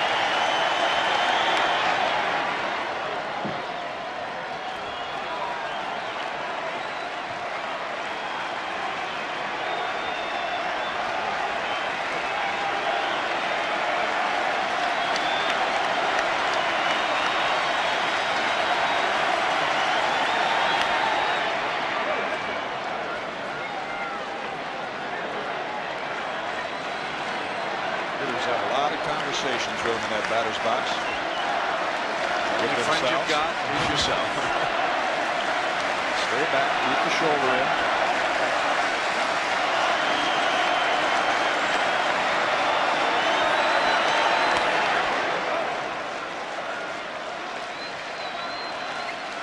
It's made Charlton so tough on lefties. Not many pitchers get their forkball to break down and away. He can do that to left-hand hitters.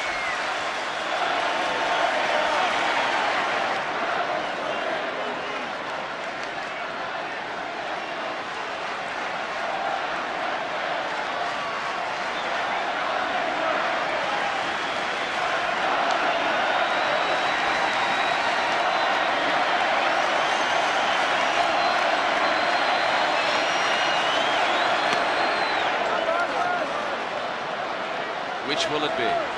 Donnie baseball, or Donnie strikeout, or neither?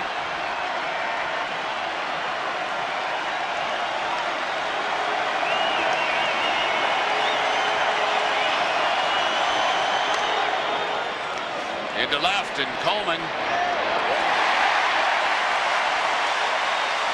That's where Mattingly put his huge ground rule double over there.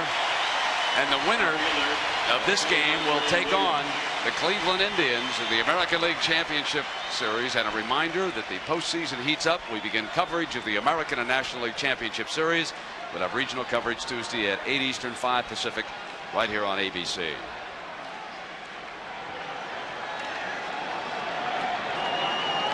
Gerald Williams replaced Deion James. You know, we mentioned Gerald Williams having played out of Grambling State. And again, congratulations to Eddie Robinson. He has a few minutes. I hope he's able to enjoy watching a little baseball. 400 victories down there. It's just a record that when you think about that any coach can win that many games, I mean, it is monumental. Never in my lifetime did I think anybody would reach that figure.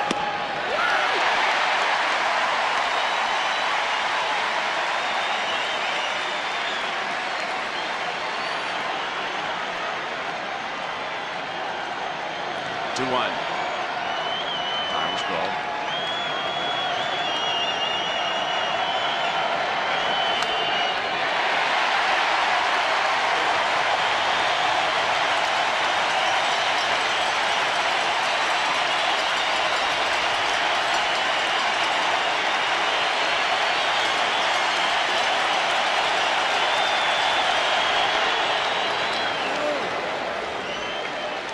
Seems like yesterday again.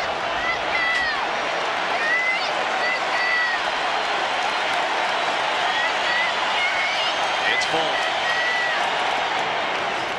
And Williams on with a walk. Bringing up Yankee catcher Mike Stanley. One of the things not to be overlooked in this championship series as we watch Stanley step in is that the other night back in the Bronx, Jimmy Leyritz, who had that dramatic home run, also worked 15 innings behind home plate. When you're a catcher and you're involved in this many games in the postseason, it is nice to have a night off, and that could help energize somebody like Mike Stanley.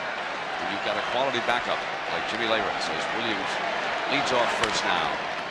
Ground ball to short. Fermin is up with it to force at second. Cora. And folks, here it comes. The heart of the matter, due up in Seattle. Here is the MCI proof positive replay, not of this game, but of the series. A very unusual play. Many of us have seen this go the other way with Tony Fernandez.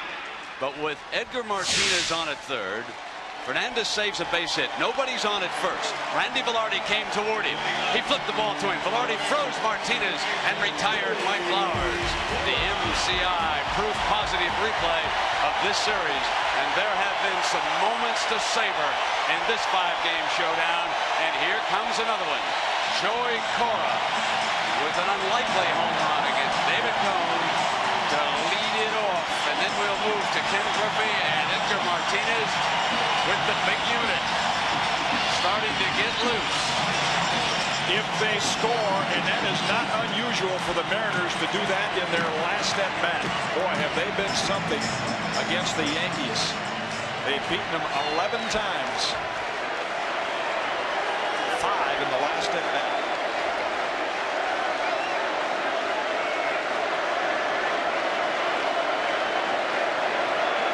David Cohn. And Lou Piniella is at it again. One of the reasons why he has Johnson up is to get this crowd very much back into the thick of things. As soon as they saw the big unit get up, they rose as one. And now David Cohn has slipped behind Cora. Showtime in Seattle.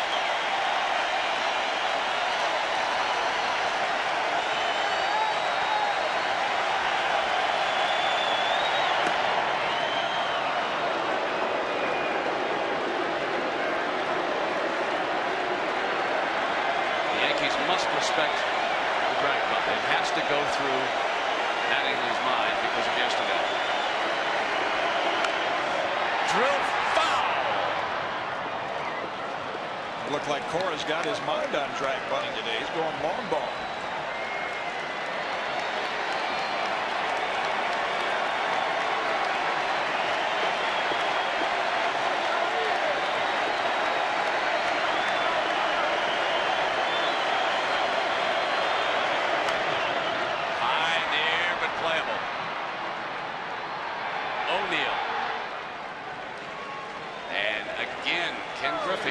Must come to the plate as he has all day long without anybody on.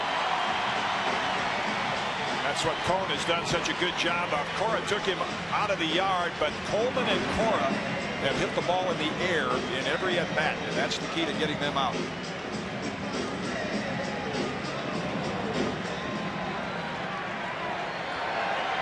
A strikeout Victor in his last at bat.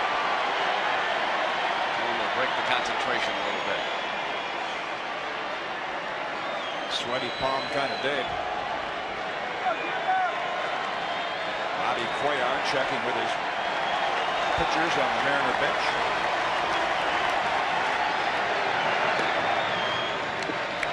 We're down to have a word with Charlton to tell him what the situation would be. In the ninth inning. Deep to right field.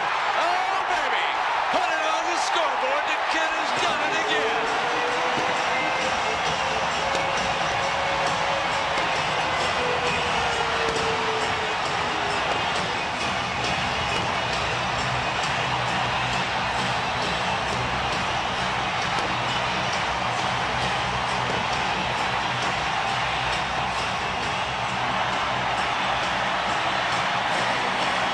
The fifth home run of this series for Griffey. It ties the record for the most in any postseason series with this man, Mr. October, in the 1977 World Series. And if you're going to have someone tie you, it might as well be Griffey.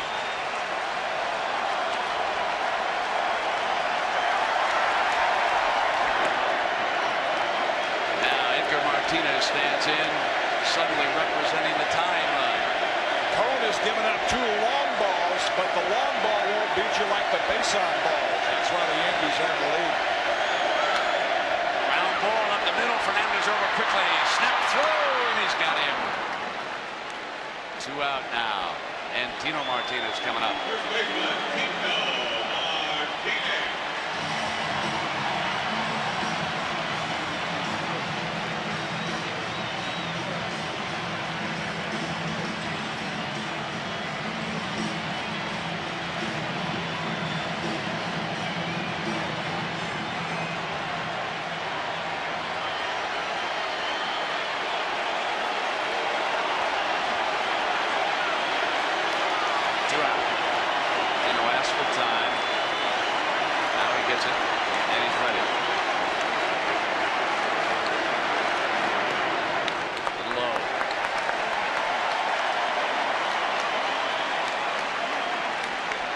Touched Cohn up for a couple of hits today, a single and a double, but Cohn won the last round, strikeout.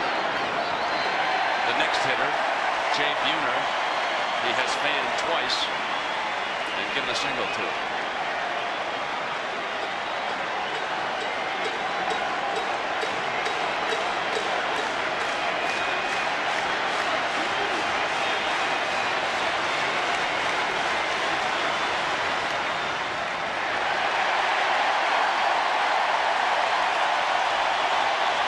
hitting.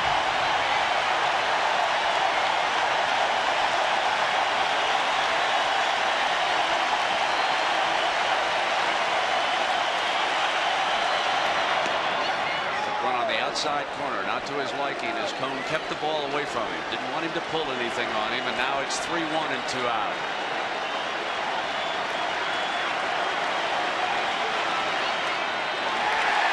On.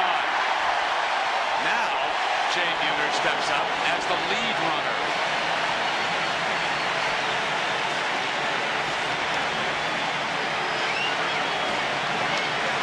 Showalter hoping not to have to use the bullpen.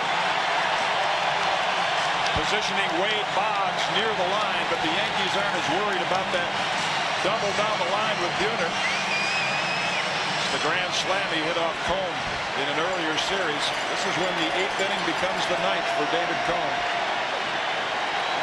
And when you're an ex-Yankee, this is a moment you can only hope for.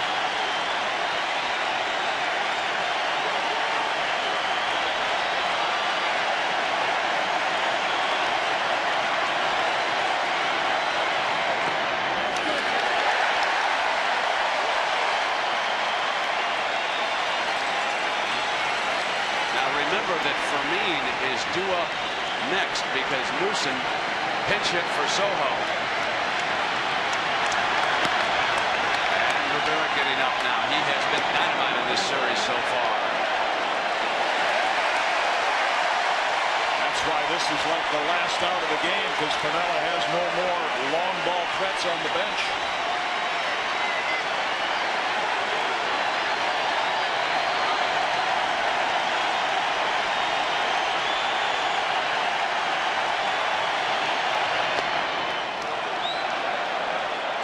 Strike this time for Morrison.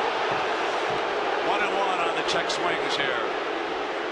And David Cone is aware of who Piniella has on the bench, as you see Buhner try to hold up, and I think that's why he is going to make him hit a breaking ball. Diaz is over there. He has speed and Amaral, but not power.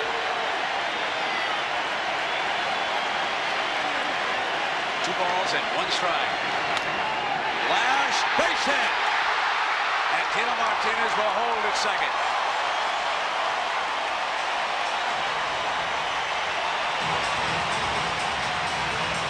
And now the Mariners will look for an unlikely hero.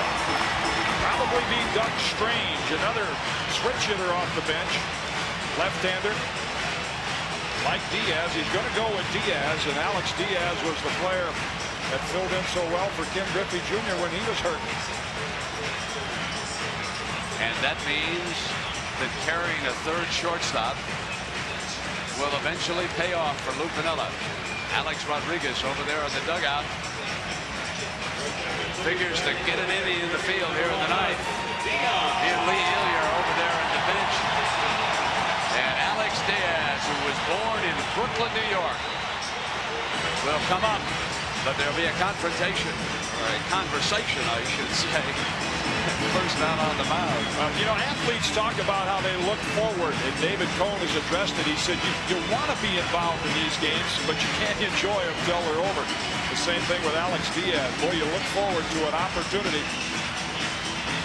to do something. Contreras is to say, how do you feel? And Cone is going to tell him, I feel great. I mean, there's no way he's going to ask out of this ball game. Pitch count well above whatever David usually goes.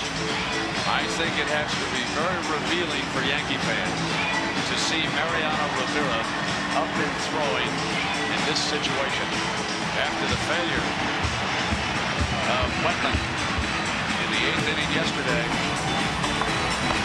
That could be sending a message to Yankee fans and also the Cleveland Indians. Now remember, the Yankees can adjust their roster following this series. They cannot make Rick Honeycutt active, but they can go back down and pick up one of their minor league pitchers if they want to make a change down there. And chances are they might, especially for that left-handed side. Now, Diaz steps in with 2 out. We're in the bottom of the 8th inning.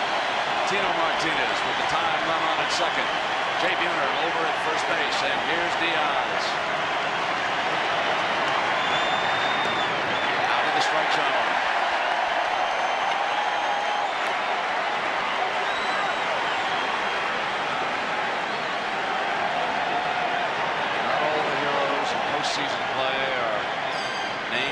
Mantle. Some of the other greats who've come through for the New York Yankees, other teams.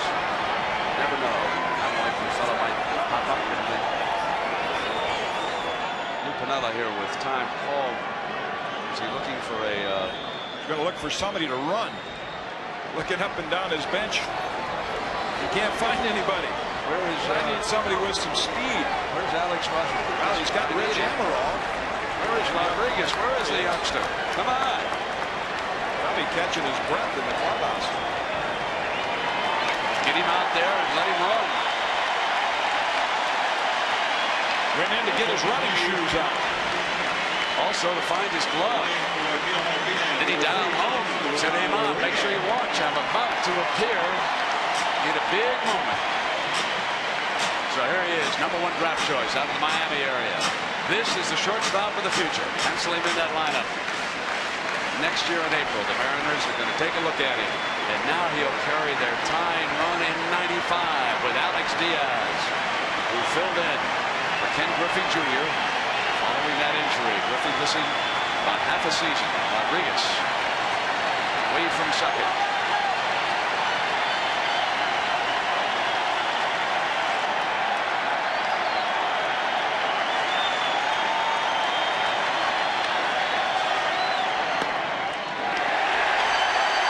2-0. Note the Yankee outfield. Williams, and that could be a key position. Figure Diaz snaps the ball that way off the turf. And O'Neill with an accurate arm is rather deep in right.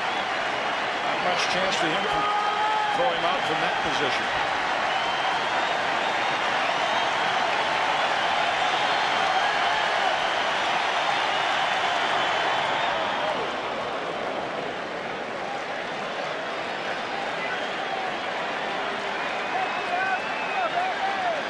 This inning began with Joey Cora flying out. Then Griffey slugged the home run that made it a one-run game. And Edgar Martinez was retired on a ground ball.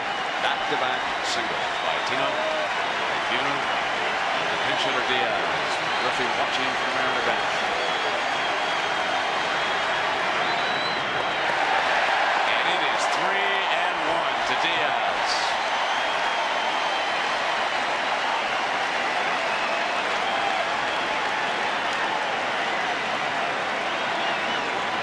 Looking for warm bodies.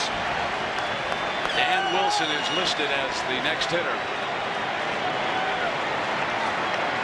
Doug Emerson has been used, but Doug Strange would be the only left-handed bat left over there in that dugout.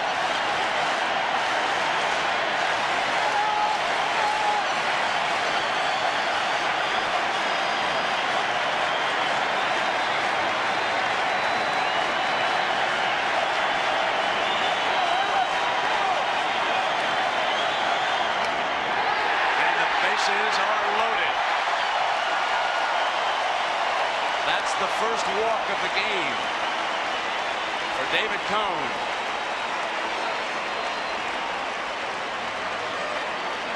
That's where, even though the control has been great, a lot of strikeouts, a lot of pitches, that's typical of David Cone, and there's not quite the sharpness here in the 8th inning.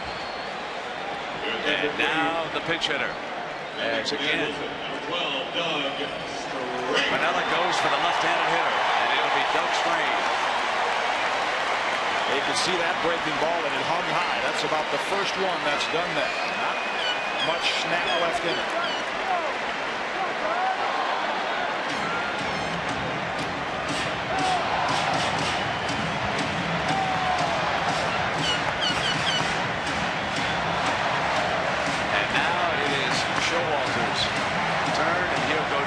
Best.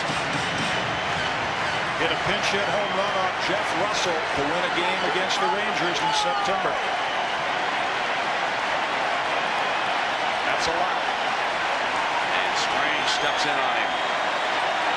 Mattingly and Velarde are deep on the right side.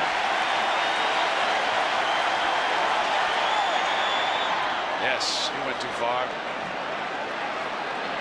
Gutsy call by Mike Stanley. Figure of pinch hitter coming off the bench, looking fastball, threw him the slider.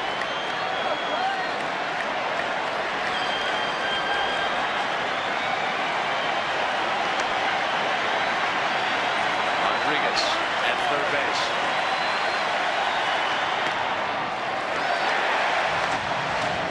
And now it is Showalter's turn, and he'll go down with his best.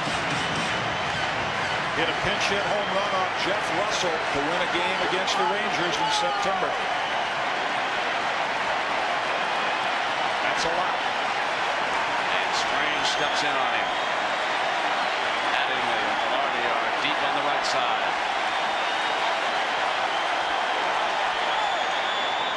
Yes, he went too far.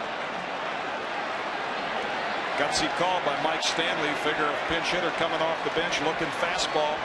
Threw in the slider.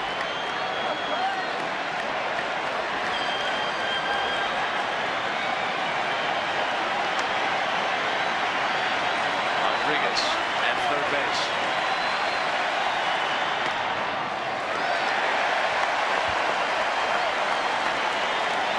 Bases loaded. 2 out, bottom of the 8th. Yankees up a run, 4-3.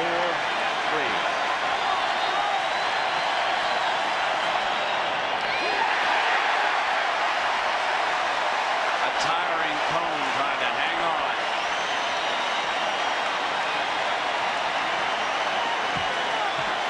He's spilling it all out there, but there's not much left to spill.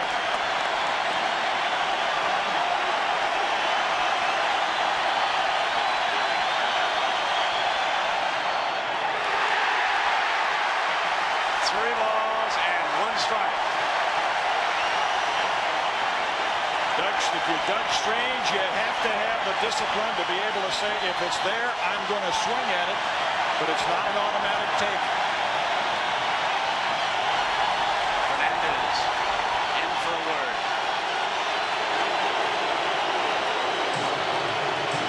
He's going to make sure with Sam Perlazzo, Doug Strange. And I'm sure that's all that is hey, you know the zone you like it in. Have a good swing. Will the Yankees gamble on the slider? 3-1 and 2 out.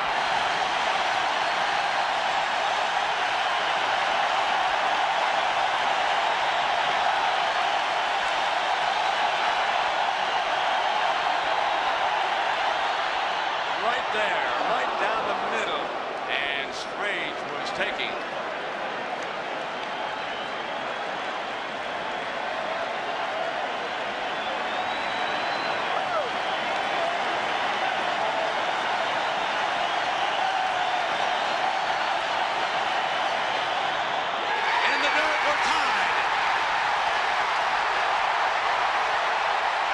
The walk to Strange forces in young Alex Rodriguez. Refused to lose in Seattle. And now the pitching change.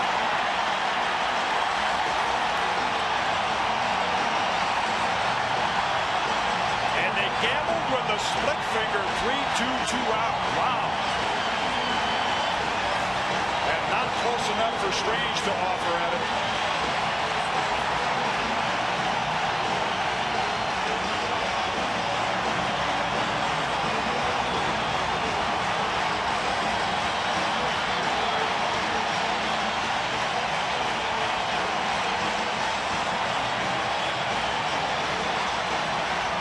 Saw Reggie Jackson on his feet. What a courageous effort by David Cone.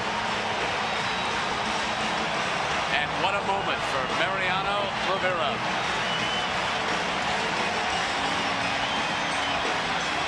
This is all because of yesterday, when the Mariners again ripped into Wetland.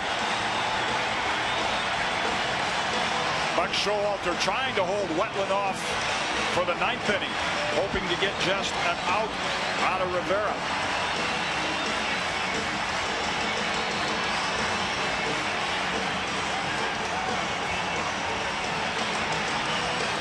Mariano Rivera is a 25-year-old rookie from Panama.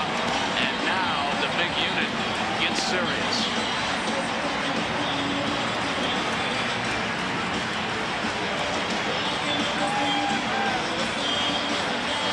This would be his normal day to throw between starts. And Andy pennant starts to loosen up. The Yankees have lost all confidence in Steve Howe, and if you're a Yankee fan, you don't need me to tell you why.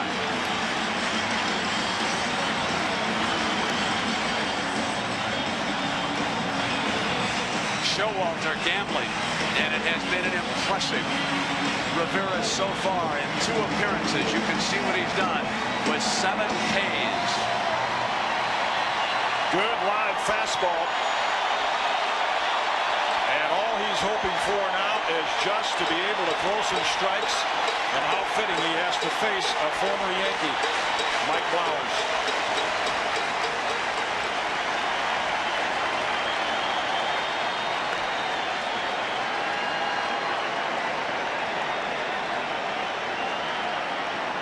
I mean, it's not only tough to throw strikes right now, it's tough to breathe. Talked to Don Mattingly yesterday about what effect this crowd can have on your ability to control your emotions.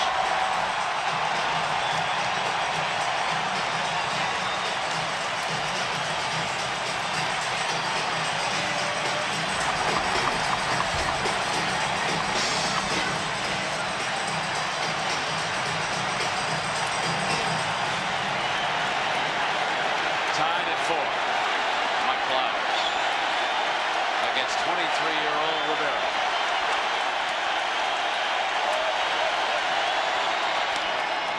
First pitch strike. Flowers was taking a look all the way.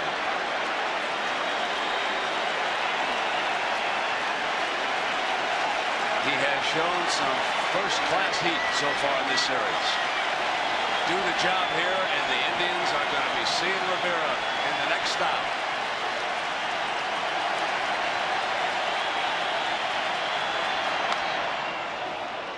And 2 and ahead with the bases loaded in the bottom of the 8th inning. Mariano Rivera.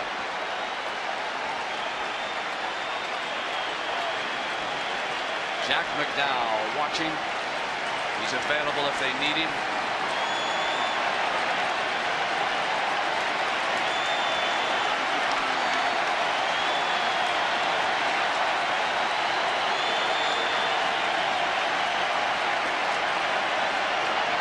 Right now that spot is taken. What a pitching job by Rivera. He justifies the confidence that Showalter pays in him, but the kid has done it again. The 9th inning is coming up, ladies and gentlemen. The 9th inning of a tied Game 5 with the New York Yankees coming to the plate here in the top of the 9th inning. And defensively, you see that Flowers has moved across the infield to first. Strange goes to third, and Rodriguez is behind at shortstop. He is the youngest man to play in postseason competition since Clavel Washington. He turned 20 years old in July. And then behind the plate, Chris Widger steps in into a tough spot. Hit deep, deep toward the gap. That ball is out of here. Off that top wall. Hold on. That's a double. Remember that. That ball is in play. I thought that baby was out of here up on top. But it's off the wall for a double. When you see strange things happen in the postseason, it hit the scoreboard. Tony Fernandez has not had a good year from the right side of the plate. And he leads off here with a double. That's amazing, Jimmy. After talking about that wall, I made that mistake that up above it is solid and there is no room above that padding out there. So it was my mistake all the way. Recover, Yankee fans. Fernandez is on at second base now, and Randy Velarde steps in. There's the bunt going foul. And with those changes, you know, young Chris Widger, 24-year-old rookie, less than 30 games experience in the big leagues. Now Flowers moves over to first. Not a good glove there, and so a little pressure on Flowers and Doug Strange here. Ironic again, that's something the Yankees do not do much of. Fewer sacrifice bunts than any team in the American League, but here's a chance for one to win them a ball game. Fernandez away from second.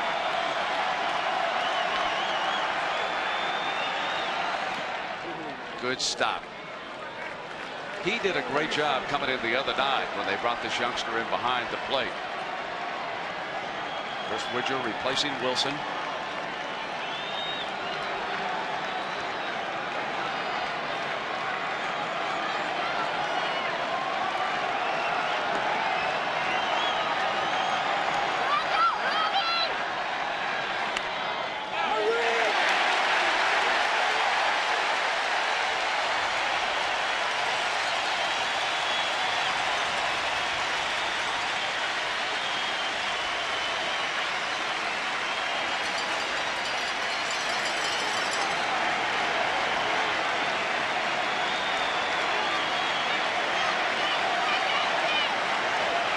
One ball and 2 strikes. Fernandez away from second. Charlton.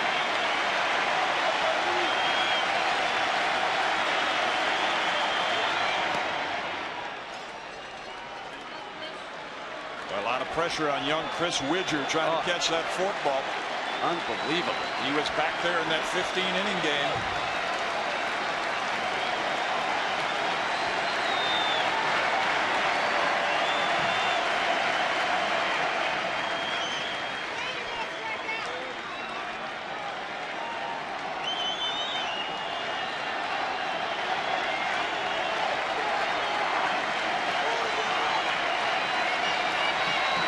Charlton, 2 balls, 2 strikes.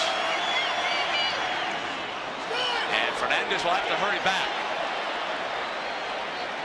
He thought about it, and he strayed quite a ways away, and he has been playing with an injured knee, and as he scurried back into second base, might have aggravated it just a bit. Watch here, he had first indicated Jimmy he was going to go to third, and then he pulled back, and you can see there is some obvious pain. Yeah, that quick move. Trainer Gene Monahan out immediately.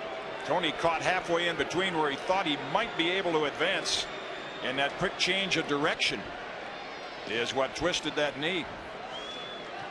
Now here's where Fernandez struck this ball, and there you can see why I made the mistake on it was struck, and I obviously know better than that, because that happens to have been a piece of this building that is very important to the Mariners this year, because right to the right of the 380 sign is where Ken Griffey slammed into it, and that is a solid wall and very much in play. You can see how the padding is up against it. So Fernandez shaking it off on its second base, and Velarde now with a count of 3 balls and 2 strikes.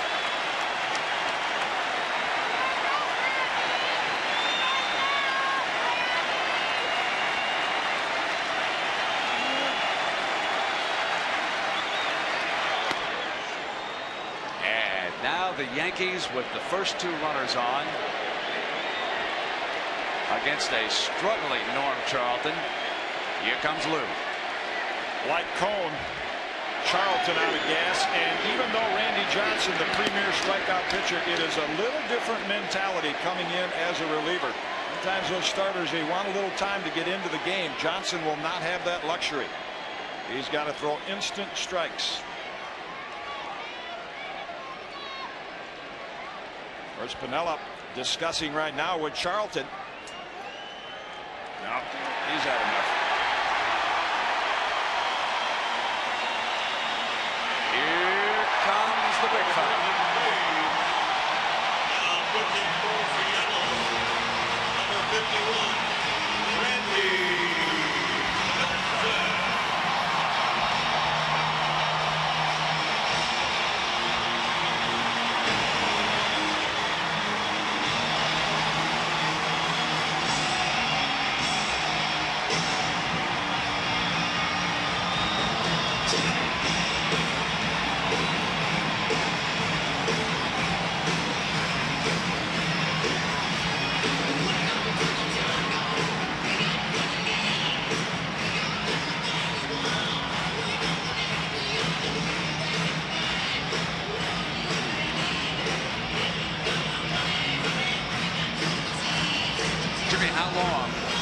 spoken, Lou, before the game. How long did he say he could go with Brandy? He said 1 inning. Tie games of the 9th can change that kind of thinking. They're talking right now with Boggs coming up in a potential bunt situation. He's only pitched out of the bullpen twice in his career. Once as a member of the Expos in the late 80s and once with the Mariners 2 years ago.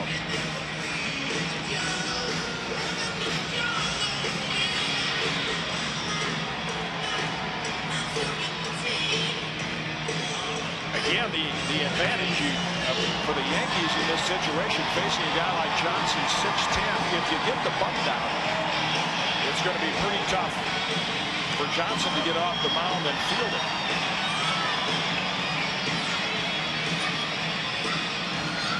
Strawberry with the bat, but I don't think you'll see Johnson. Bernie Williams, of course, from the right side of the plate. If they bunt, Manella will walk Williams, and it'd be Johnson against O'Neill. But when you intentionally walk the bases loaded and bring in a guy, even a Cy Young Award winner in all probability like Johnson, it is not as easy to throw strikes when you're not accustomed to coming out of the bullpen late game situations.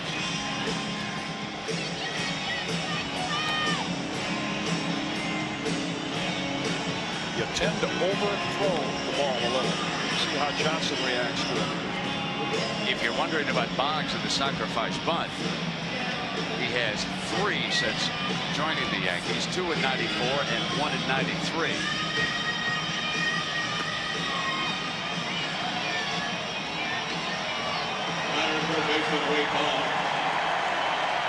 So Boggs comes up with Fernandez, having gone in for a little more attention into the dugout. Boggs took the night off in game 3, and so this is his first at bat against Johnson since 1992. Randy Johnson can do that to a good left-handed hitter. Abelardi away from first.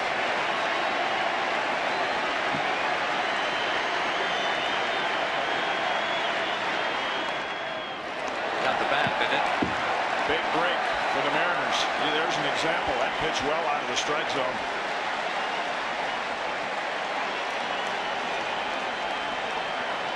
Tough to bunt. Toughest pitch to bunt's a high fastball. When you haven't laid one down in 2 years, it's even tougher.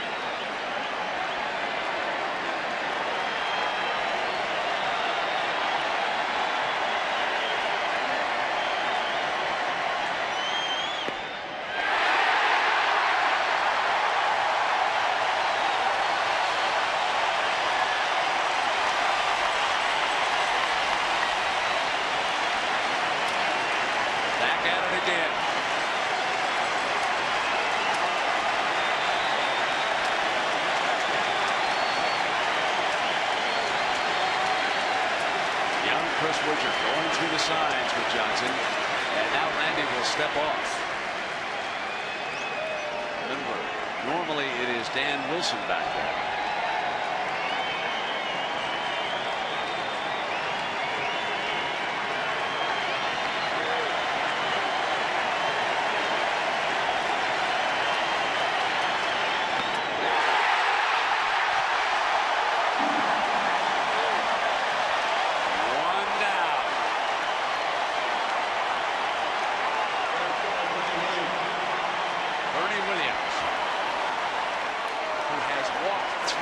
In this game and scored 2 runs, steps in. High heat, that's where Widger had the target, that's where Johnson threw it.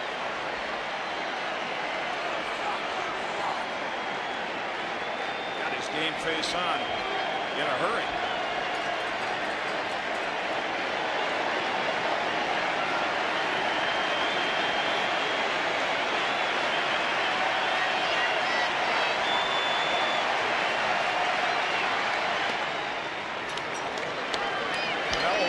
See strikeouts or fly balls. He's got some inexperience at shortstop. Not an outstanding fielder at second, and Blauer's not their regular first baseman. 1 ball and no strikes. The starter watches.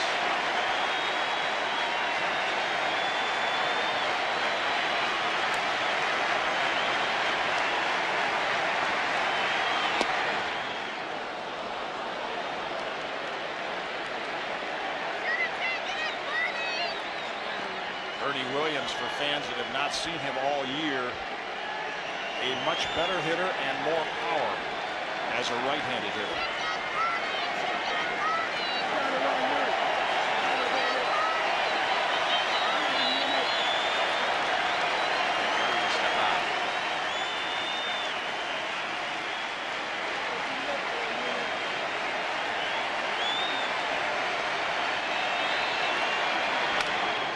Hit high and play ball.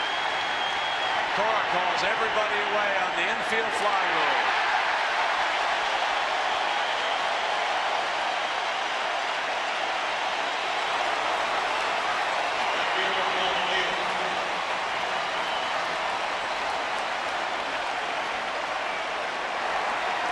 And it is Paul O'Neill. He too not familiar with Randy Johnson. The only left-hand hitter that normally plays against Johnson is Don Mattingly. Boggs and O'Neill usually sit out, and that's why. Strange at third, Rodriguez at short. Will have to be alert. O'Neill, if he can get something, certainly will try to take it the other way on Johnson. Well, that's cheating. You don't see a guy and then he throws you about a 92-mile-an-hour slider. Well, there have been a lot of feet planted out on that mound today. When you're 6'10", you want to make sure you got a comfortable spot to plant it, so he's doing a little landscaping.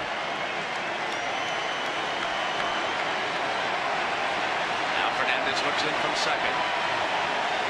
0-1 and 2 out. Hit high in the air and playable. Richards got it. Randy Johnson stops in and puts the Yankees away in the ninth.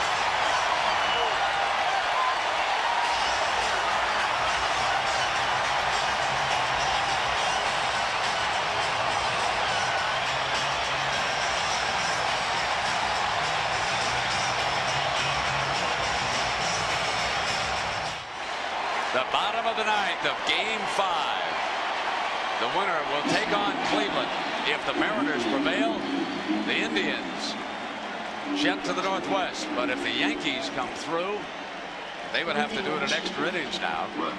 Then the Yankees will go to Cleveland to open the championship series on Tuesday night. And what that long last inning did, Brent, not only tie the game, Ken Griffey Jr. will come to the plate this inning.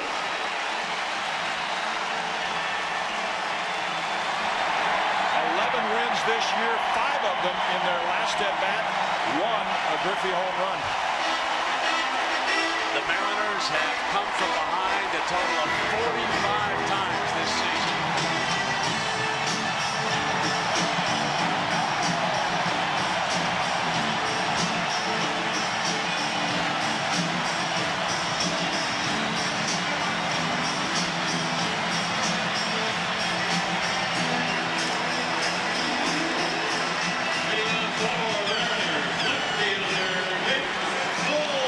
Top of the order.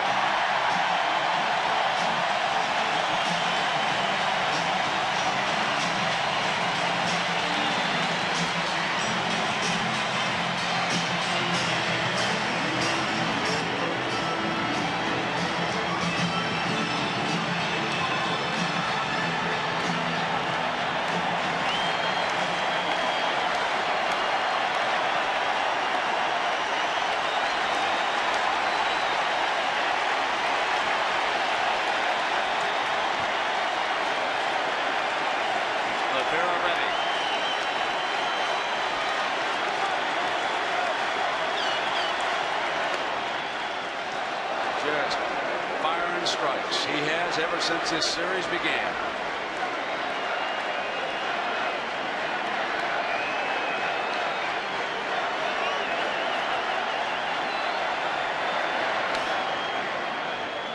Buck Showalter talked about in spring training when Mariano Rivera made the team. A lot of the pitchers, Panamanian Rivera is, that pitch in winter baseball face a lot of big leaguers. big crowds, confidence that he could pitch in this situation. I think he pitched in one this noisy though. 0-2. And now Blackjack gets up. Along with Pettit. All hands on deck. Coleman has just lined a single.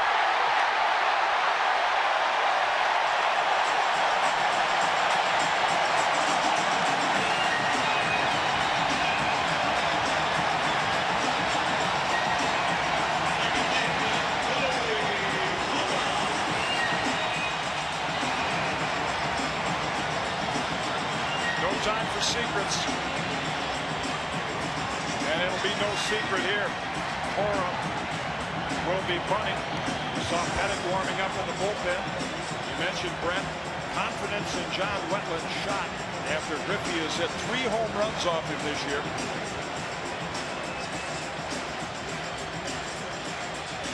Just buying some time right here to give McDowell a chance to get loose, because if they were to bring Pettit in where they could walk Griffey, McDowell would face Edgar Martinez.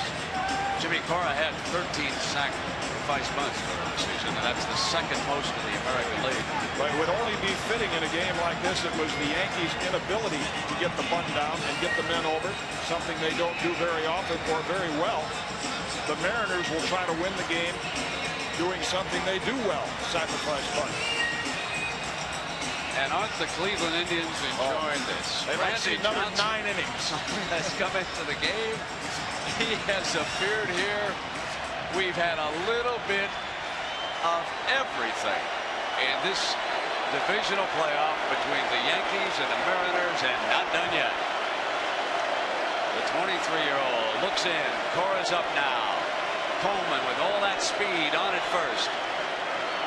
Squares, pops it up. They cannot get to it. Yeah, again, the toughest pitch to bunt is a high fastball. You have a tendency to get that bat underneath it, and even though Cora is a good bunter, it'll be a little tougher laying it down against Rivera's high heater.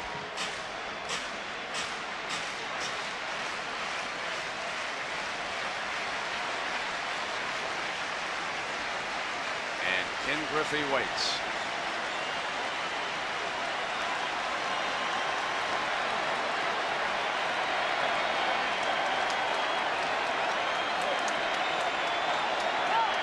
Snap over and sends Vince into the dirt. That's another option when you have a base stealer like Vince Coleman, 42 on the year. If he can read Rivera, he could steal second. Cora could bunt him to third. 1 foot on the carpet for Coleman. Cora squares. There's the bunt. It's perfect. Velarde with the put out. The series winning runner has moved along to second base.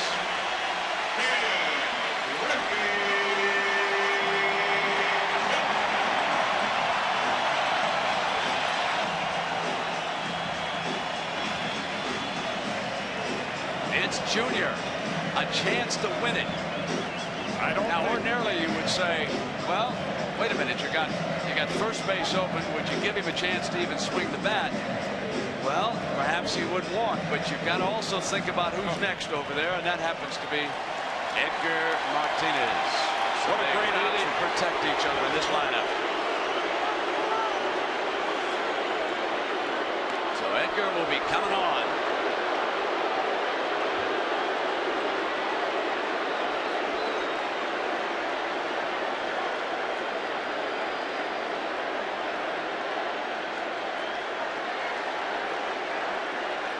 Hitters have a saying around the batting cage. The simplest statement in baseball. Boy, what success against Rivera.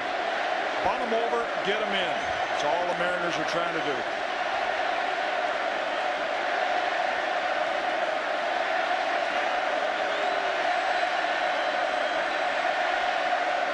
And the chant begins already.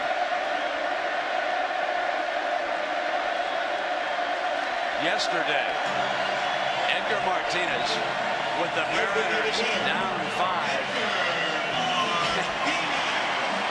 Wants to save the eardrums, and Showalter comes out to the mound. Man, gonna make a move here against Edgar. Doesn't get any better. The league's best hitter against a former Cy Young Award winner. Blackjack McDowell is coming on.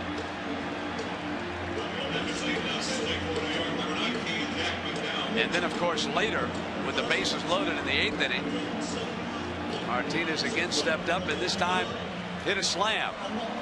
He drove in 7 runs yesterday with those 2 dramatic home runs.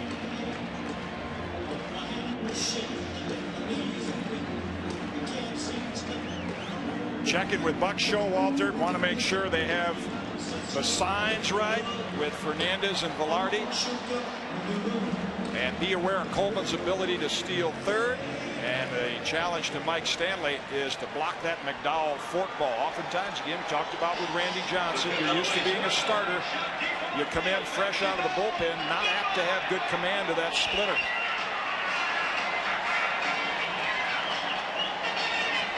The man of the hour yesterday. It was one of the greatest hitting performances ever in postseason play. 2 home runs. And then this. Hit deep to center field.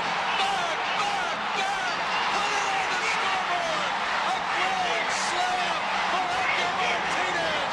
His 2nd home run of the game.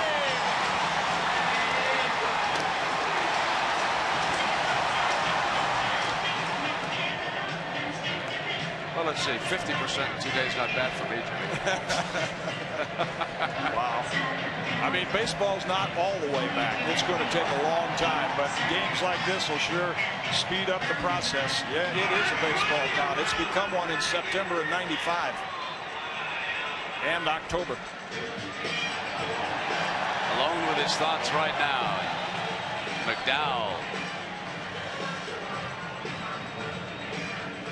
who was the opponent of the big unit when the series moved west, and how fortunes have changed after that 15-inning drama unfolded in the Bronx. The Mariners win 2 in a row here, and now a chance to win it as Jack McDowell will come on now and make the first relief appearance of his career.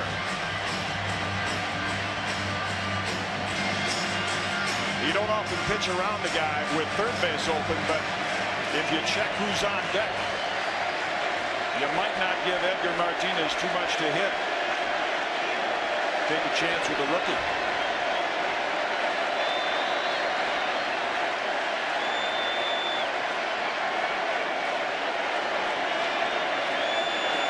Martinez ready.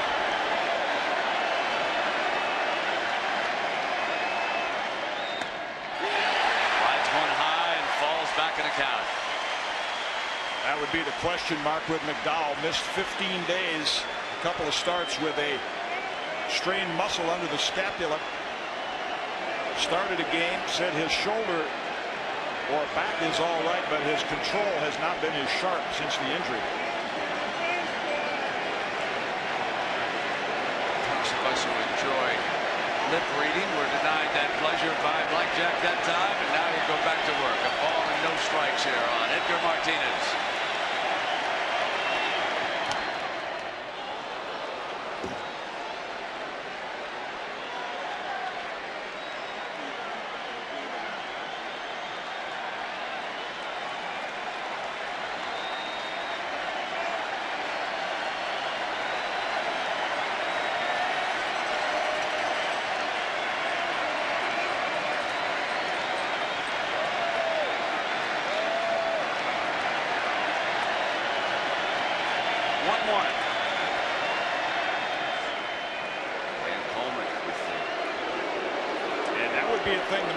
Runners will be aware of. Jack McDowell has one of the best pickoff moves for a right-hander in baseball.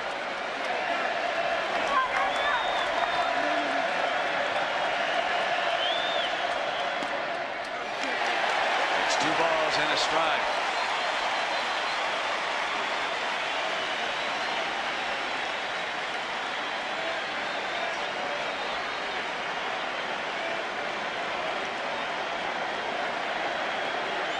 be putting the sign on now.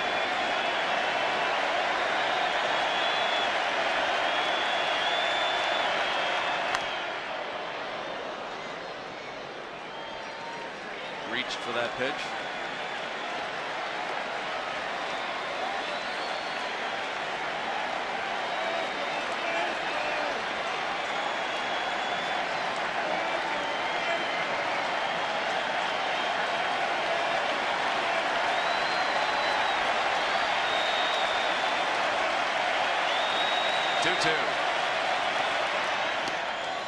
Got him. Edgar Martinez is fanned by Jack McDowell in his first relief appearance. And now the youngster, Alex Rodriguez, will come up with 2 out. Wow. A splitter that hung a little high, but in a zone where Martinez just swung over it. Actually got him out with a hitter's pitch. You can see the disgust on his face.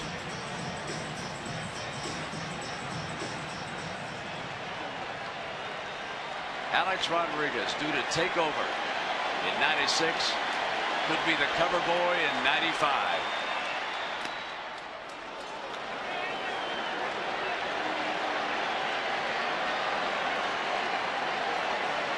McDowell trying to give the Yankees another chance in the 10th inning.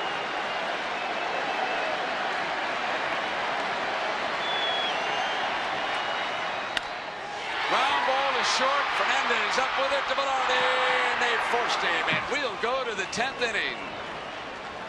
It's a series that just won't end.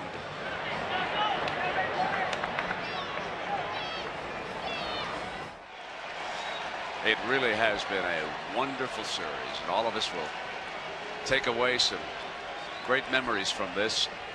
Really deserve to go into extra innings when you think about all the drama that we have had through those 2 games back in the Bronx. 15 innings, ending in the rain with Jim Leyritz. Then out here through 2 more. Now Ruben Sierra against Randy Johnson. It is interesting as we look at Randy and Jim Cott. You may have noticed, put a little asterisk on his comment. Lou said 1 inning, but you know how managers are in these situations.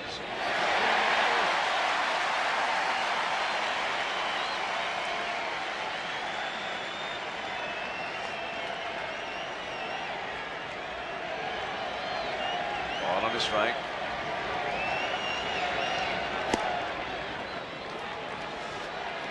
Well, reminded me of Earl Weaver for just a moment at the corner of the dugout.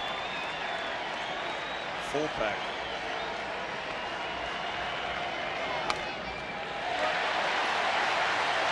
That high breaking ball to Edgar Martinez got this crowd quiet for a while, but now they're back into it.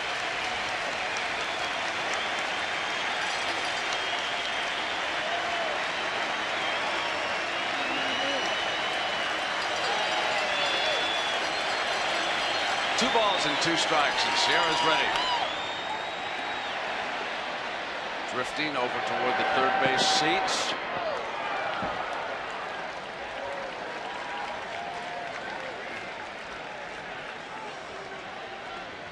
Just incredible here.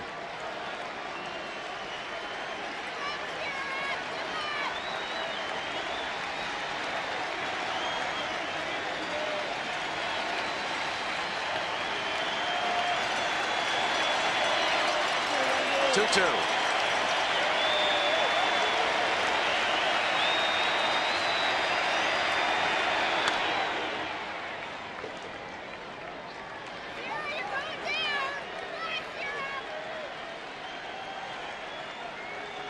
Now you wonder where Piniella will go next.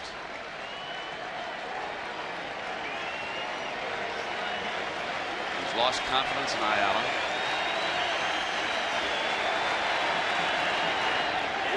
Sierra went.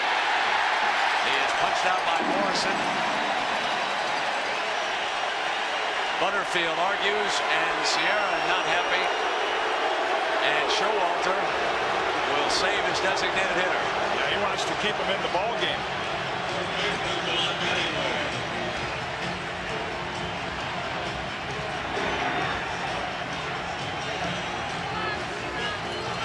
Seen a lot of those today because we've had pitchers like Cone and Bennis and now Johnson with good breaking balls. He did not appear to go. Morrison saw it the other way.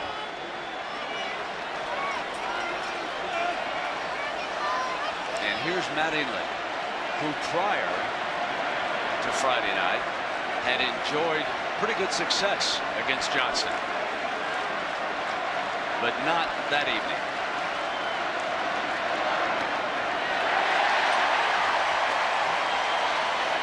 I don't know how long he'll go with it, Brett, but when you said, I wonder where Lou Piniella will go next, I think if Johnson can't get him out, he's going to Tampa.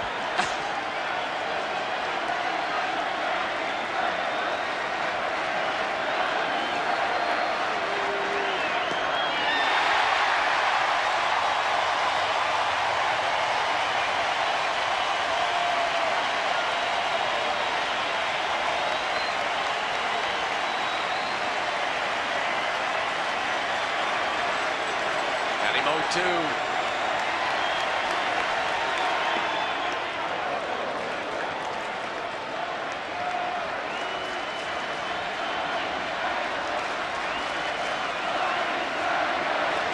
out, top of the 10th. Yankees 4, Mariners 4. The big unit on in relief, his second inning, and he's got Mattingly again.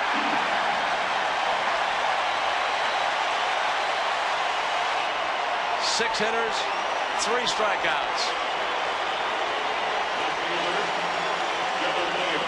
Gerald Williams on. And this could be a most unlikely hero for the Yankees, because if there's one hitter on their roster that can turn on a Randy Johnson fastball, Mattingly couldn't. It throws him. It's Gerald Williams. Hit 2 home runs off Johnson in a game a couple of years ago.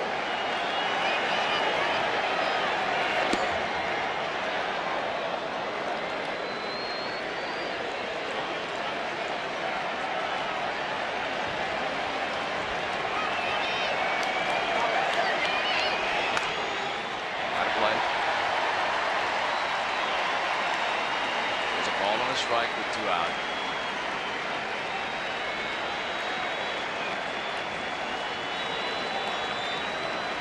Looking ahead to the bottom of the 10th, Buhner, Widger, and Strange are due up for the Mariners.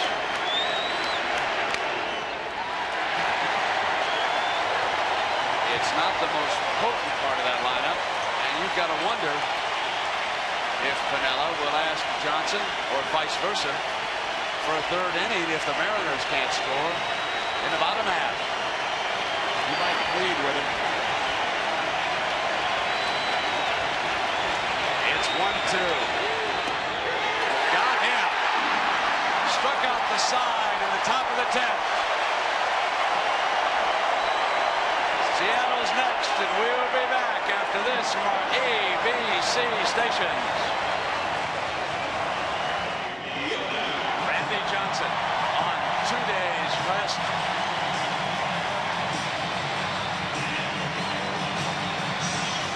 Is better than most with a week off. And now Jay Buhner. Bottom of the 10th inning, tied at 4 in Seattle. The winner draws Cleveland. And Jack McDowell, who was Johnson's opponent Friday night at the Jim Koch, you had the observation. Seems like a week ago this series began here in Seattle. Good pitch right at the knees. Lou Piniella has 1 player left on his bench. Didn't like that call. Rich Amaral, right-hand hitter, has some speed. Line drive, base hit, left field. Gerald Williams up with it, and Buhner takes a big turn, and again the Mariners are knocking on the door.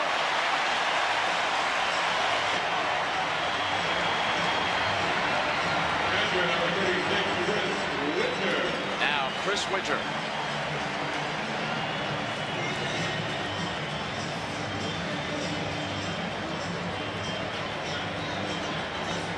Take a deep breath and try to bunt him over, and even though Buhner's not a base stealer,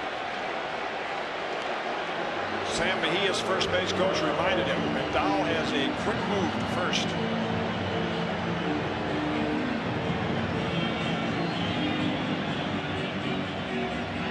that discussion is about off this turf. If the infielders get a good break, they'll try to nail Buhner at second. Mattingly and Boggs solid at the corners. Jimmy, we talked about the NFL scores a little bit earlier. And I got confirmation on the 4 overtime games. It's the first day in the history of the NFL that they have had 4 overtime games on one Sunday. Only fitting. Yeah, we saw the graphic a while ago of the extra inning games. I was fortunate to be covering that game 7 of the '91 World Series. Minnesota won it 1-zip. This is right there with it.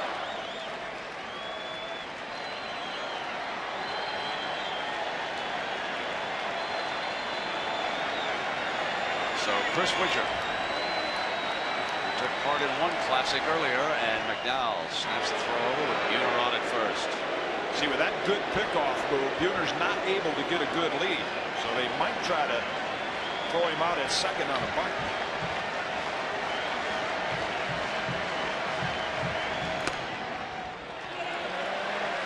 I think that the catcher got in front of Evans on that pitch. When Stanley rose up, it just might have broken the sight line. Widger checking with third base coach Sam Perlazzo. He may not have had the bunt sign. Or Perlazzo reminding the rookie, don't bunt it to Mattingly.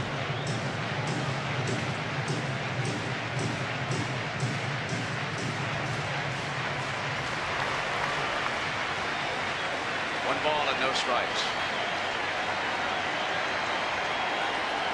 Buhner steps off first. Foul ball. He hit that so hard that if Mattingly had come up with it on the short hop, he'd have had a shot at Buhner. Oh, if that stayed fair, the Yankees got a double play. They got a break when it went foul.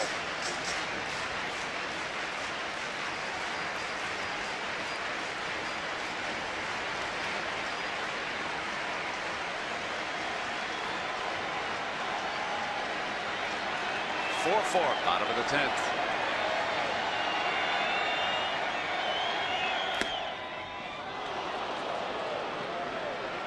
One and two on the young catcher.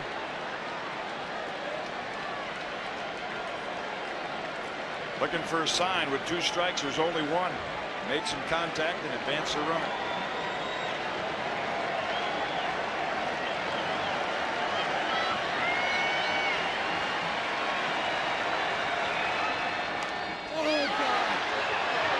Foul and he's out.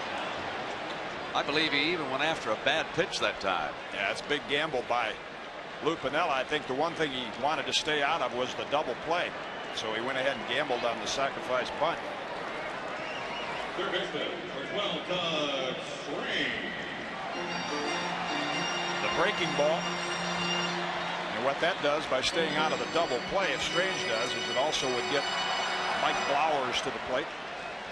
It's possible that when he bent down, Widger believed that it was going to be a strike and he would have to go after it because it was a late Strange reaction, as you saw. And speaking of Strange, here's Doug, now the hitter. He's taken over at third base with Blowers switching to first. Tino Martinez, who homered off McDowell Friday night, is out of the lineup. He was lifted for a pinch run. 0-1 now.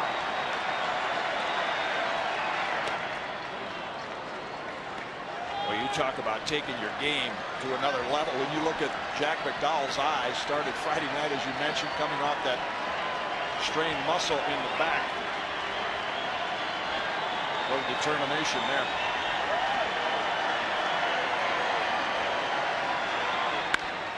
Ground ball to second.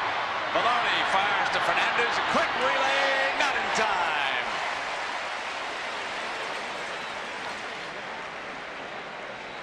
Looks like he might have caught a knee. Again, players, they're spilling everything out there going into second base hard, and Buhner caught probably Tony Fernandez's knee right in the helmet. Nice pivot by Velarde, off balance throw. And close at first.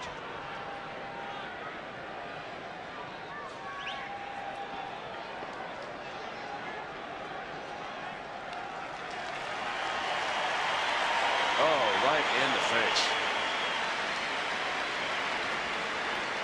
Caught him accidentally with the foot right in Jay's face. Shaking up on that one, partner. Might have bloodied his lip a little bit.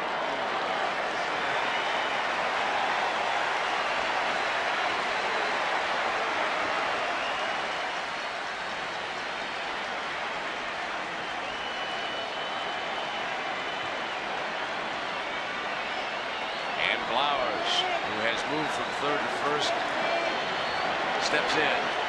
Doug Strange, the runner at first, but now 2 out, bottom of the 10th inning. Ground ball. Fernandez with a tremendous catch. Fires to Velarde, not in time.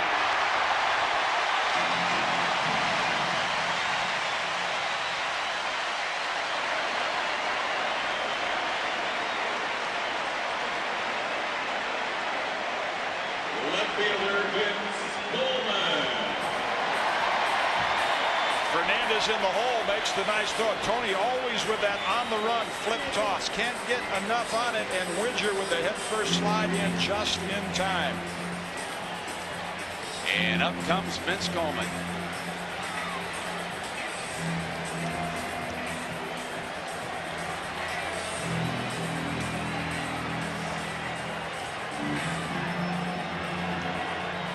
Again, those corner outfielders become real important. Gerald Williams playing very shallow, and O'Neill is too deep and right to be able to throw the runner out. Strange away from second.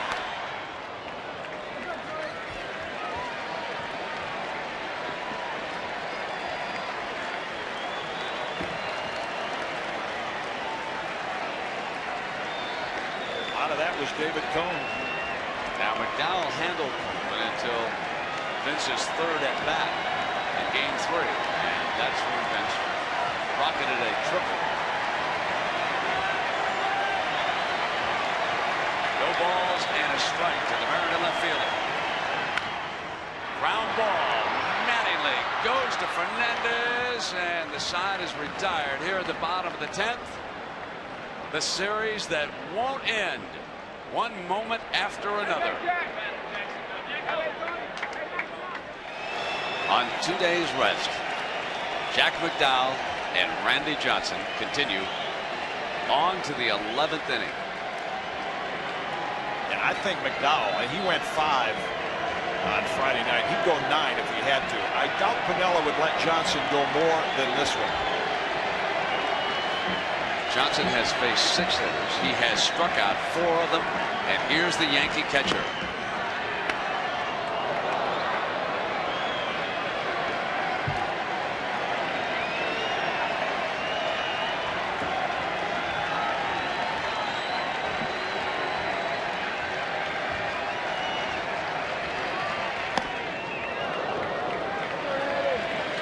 Might be getting close to empty now. The one thing you really feel coming back short rest, lose the snap and the breaking ball.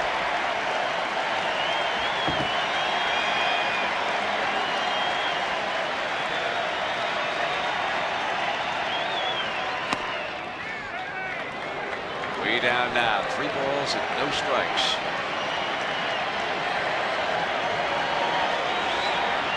Fernandez due up. And Stanley on 4 pitches.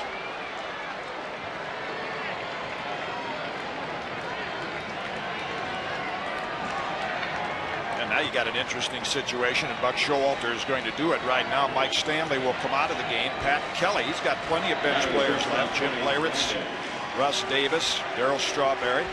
So Kelly will run, and Fernandez will in all probability bunt him over.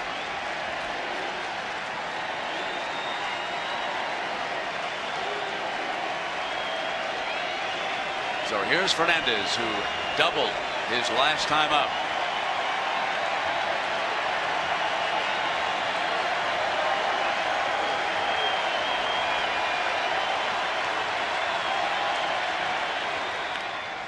Fernandez with a beauty bunt, and the sacrifice moves the runner along. Pat Kelly to second base.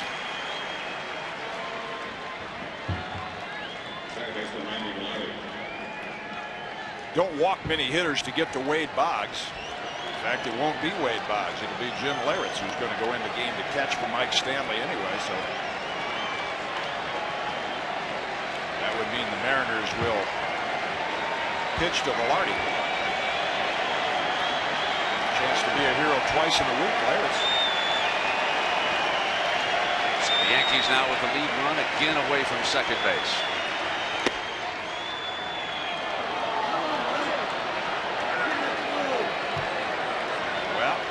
Lou Piniella looks at that. He might think twice about pitching to him with first base open.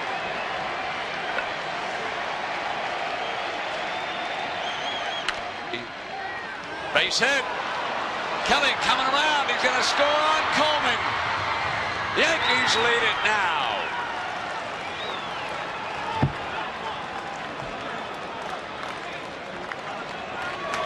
Randy Velarde. A single to left field. Pat Kelly dashes home off Randy Johnson. They have finally broken through. And Randy Velarde, one of those veterans left over from the Lou Piniella era, who has really had a tough series, continues his success. Coleman comes up and not a strong throwing arm. Takes that high bounce off the turf, and Kelly slides in easily. A timely move by Buck Showalter. And now the young man who ended that incredible drama in the Bronx. 1:15 a.m. with the rain coming down. Turned in 15 solid innings behind the plate. He'll be in there in the bottom of the 11th inning as the catcher. Johnson backs away now. With the Yankees leading at 5-4. Looks calm, but stomach has to be churning right now.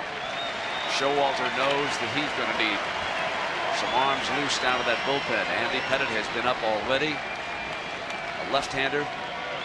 Where does he go from the right side? Wickman maybe.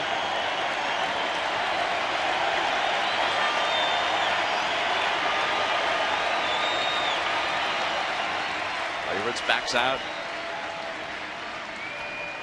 Because the heart of that Mariner order is due up. Joey Cora, Ken Griffey, and Edgar Martinez. The bottom of the inning as Leyritz takes a strike.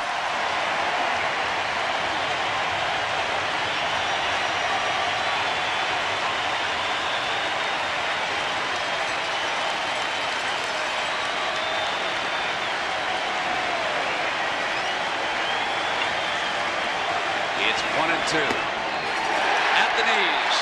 Now what Leyritz should say to Evans. Boy, he better be careful. Get that. He better be careful. Don't throw anything now. Jorge Posada, a backup catcher left. Buck Showalter out of the dugout immediately. Umpires have shown great restraint in this series. You can imagine the emotions of the players, and there haven't been any quick hooks. Yeah, veteran crew. They have not looked for trouble. When either dugout's been on them, they have more or less looked the other way. Of course, the umpiring crew changed once they moved out to the West Coast. There was a little more trouble back in the Bronx. And now Bernie Williams is due to come up. Here is the pitch. Well, that's knee-high inside corner. Leyritz didn't see it that way. I didn't think that was a bad pitch at all. You could see in the side shot it comes across the knees. And now Bernie Williams steps in, hitting right-handed, and Mariners will put him on. Many times you walk a hitter to get to a former batting champion, but they'll take their chances on O'Neill. And Brent, when you said who would Buck Showalter go to, I think with the gutty performance we've seen already with Jack McDowell, he has complete confidence in him going through the heart of that Mariner order.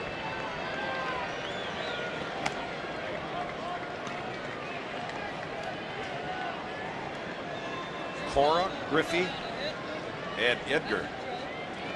Three Mariners due up.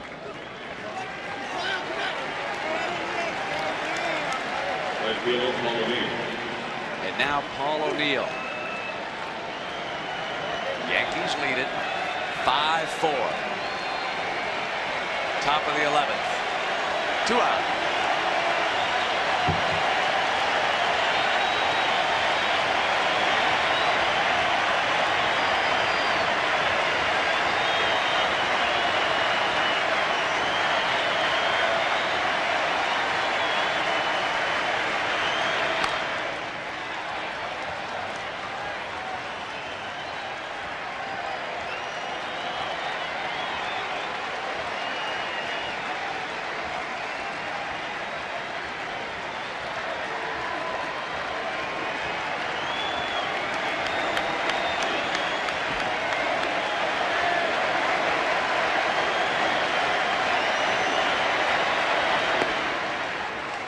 Side, 1 ball and 1 strike here with 2 out, top of the 11th.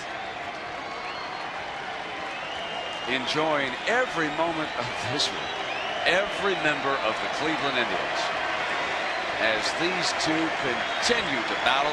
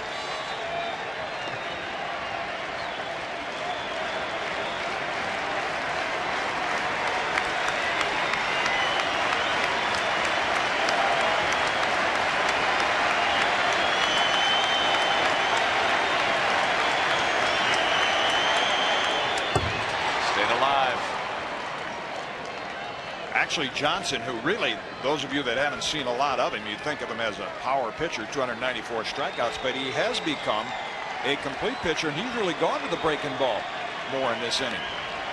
Hasn't thrown a lot of fastballs.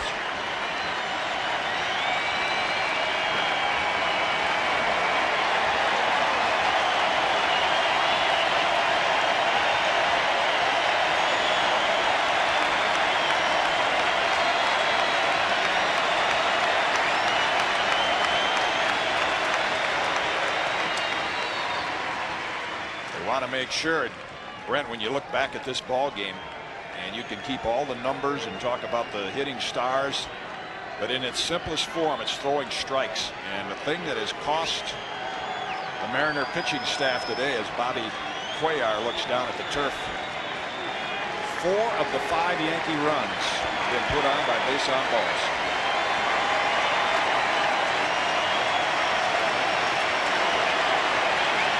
To O'Neill, called him out on the low strike. But the Yankees score a run to go ahead in the top of the 11th.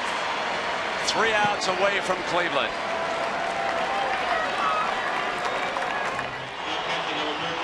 Jack McDowell won a Cy Young Award, accomplished a lot of things in his career, but he has yet to win postseason game in the majors. And with Velarde moving over to third, Kelly's at second, and Leyritz moves in behind the plate, and now Joey Cora will lead it off, and Velarde shortens up just about a step at third.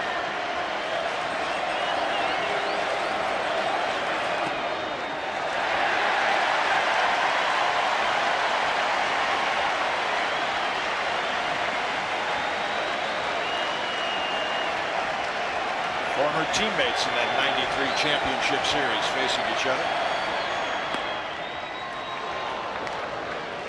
Brought a live arm in on 2 days rest. Jack McDowell on Friday night working 5 in the 3rd innings. Gave up 5 runs. Struck out 4, but he walked 4. There's that bunt. And Mattingly again, he makes the move and he didn't get it. We're going to have the same argument. No. Dan Morrison said no way. He went out of the line to avoid the tag.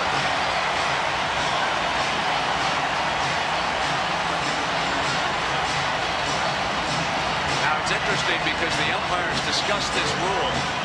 Clearly, Mattingly making a move on it, and they said that Cora would have a good 3 feet. That they would establish the line for him if Mattingly made a move. This is the second time that the play has come up in this series, and this umpiring crew has been all over it. And that lane down there really comes into play on a throw to first base in case the runner is inside that lane. So Cora with the bunt has started it off again. And now here is Ken Griffey. And remember the McDowell pickoff move.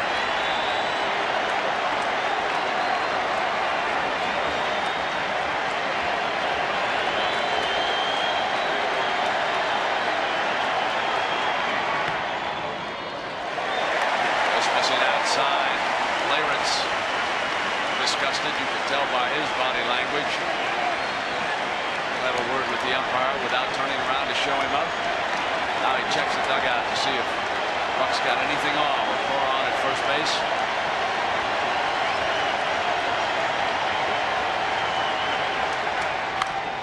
Hit on the ground, base hit. Bernie Williams up with it, but Cora scampers to third base. The Mariners still refuse to lose.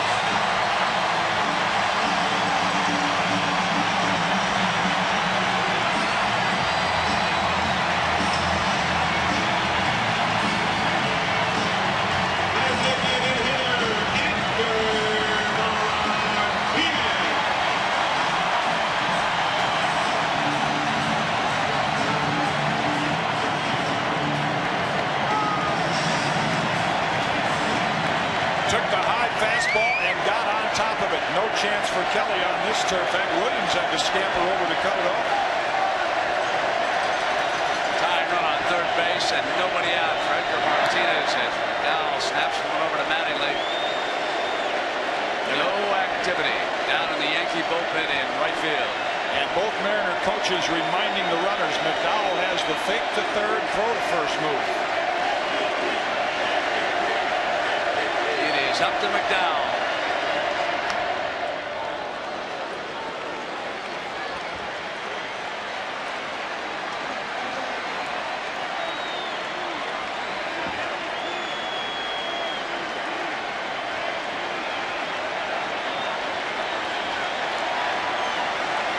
No balls and a strike to Martinez. Line drive. We are tied. Griffin is coming around. In the corner's Bernie. He's going to try to score. Here's the division championship. Mariners win it. Mariners win it.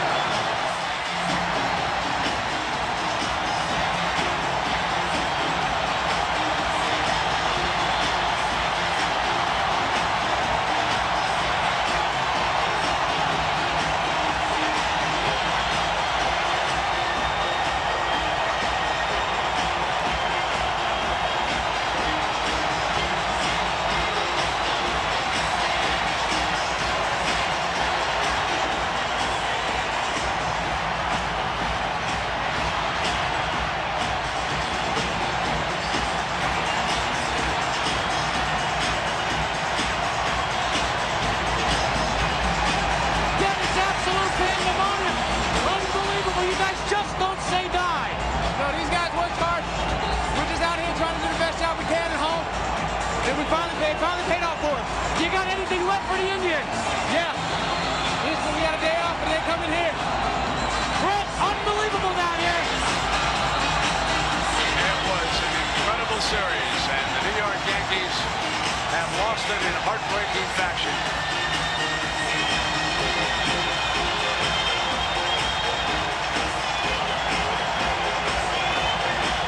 Considered the hero today.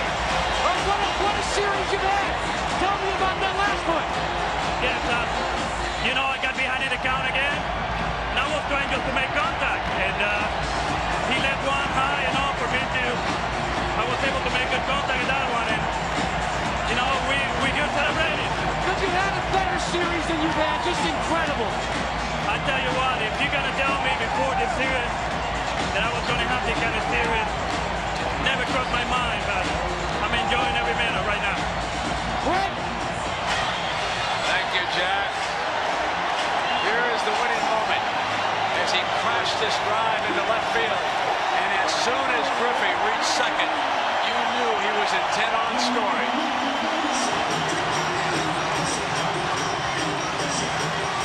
Taking one quick look, and then it didn't matter. Here come the Indians.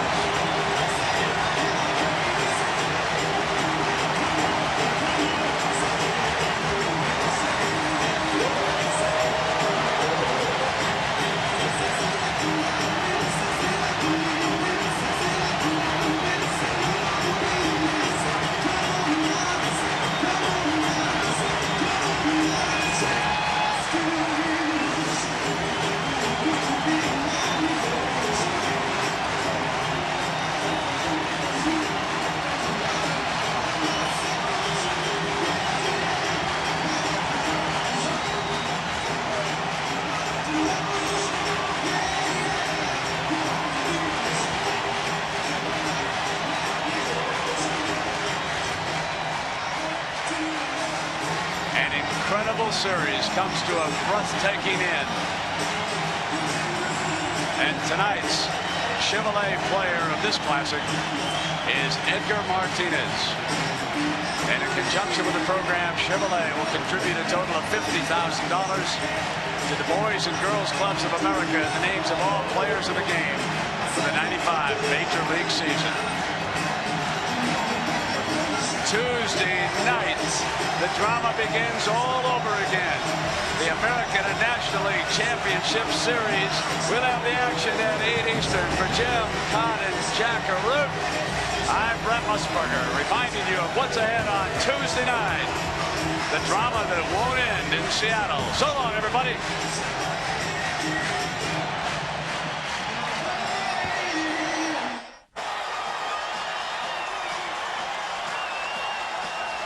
Base hit into the gap, and they can win it with Junior speed to stretch. And the 0-1 pitch on the way to Edgar Martinez. Swung on the line, down the left field line for a base hit. Here comes Joy. Here is Junior to third base. They're going to wave him in. The throw to the plate will be late. The Mariners are going to play for the American League Championship. I don't. It just continues. Edgar Martinez with a double, whipped down the left field line, and they are going crazy at the Kingdom. The Mariners will play for the American League Championship beginning on Tuesday night against the Cleveland Indians. My friends, I do know this, as the rock and roll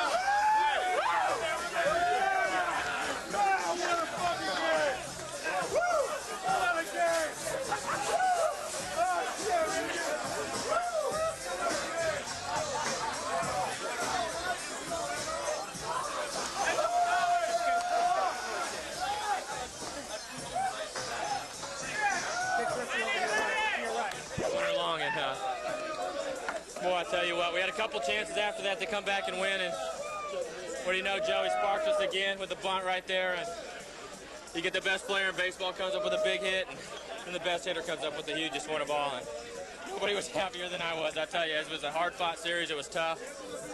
The guys in the middle of our lineup had big games for us. We go on to Cleveland, and it's going to be a tough series there. The rest of us are going to have to do a better job. Certainly I am, no doubt about that, but boy, what a win. It was a lot of fun. Everybody did what they had to do. We had, I don't know how many times I've bunted in the last 4 or 5 days, but it seems like a lot, and that's what you got to do to win. And oh man, I'll tell you, what a great feeling. Randy Johnson today coming in. I didn't time myself. I was just running. I mean, it's a do-or-die situation, and here we live. The way this team's been playing all year, don't you think it's kind of fitting that that you won like in the bottom of the inning like that? It seems like you've been doing it all year. We just want to play strong baseball, hard baseball, and never give up. And you know, even we're down by 1. I mean, we don't want to give up. I mean, even if we got 2 outs, we still never want to give up. And we did. Ken, what has really simplified throughout the whole year is the dynasty for me.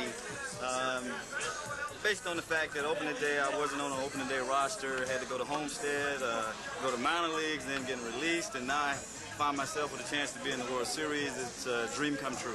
The way this team won, come from behind all year, it's kind of fitting that they won it like that tonight, isn't it? Well, you know, my heart was beating and pounding all day long. I mean, we was battling and we fell behind, and I know David Cone is a great friend of mine, and he's a competitor, a bulldog. I mean, I thought when he got that lead, I mean, he'd never give in, and he'd keep you off balance, but, you know, these guys have determination, desire, and dedication that shows that that's the makeup of the Mariner Ball Club, and it's been that way all year long. Edgar strikes out.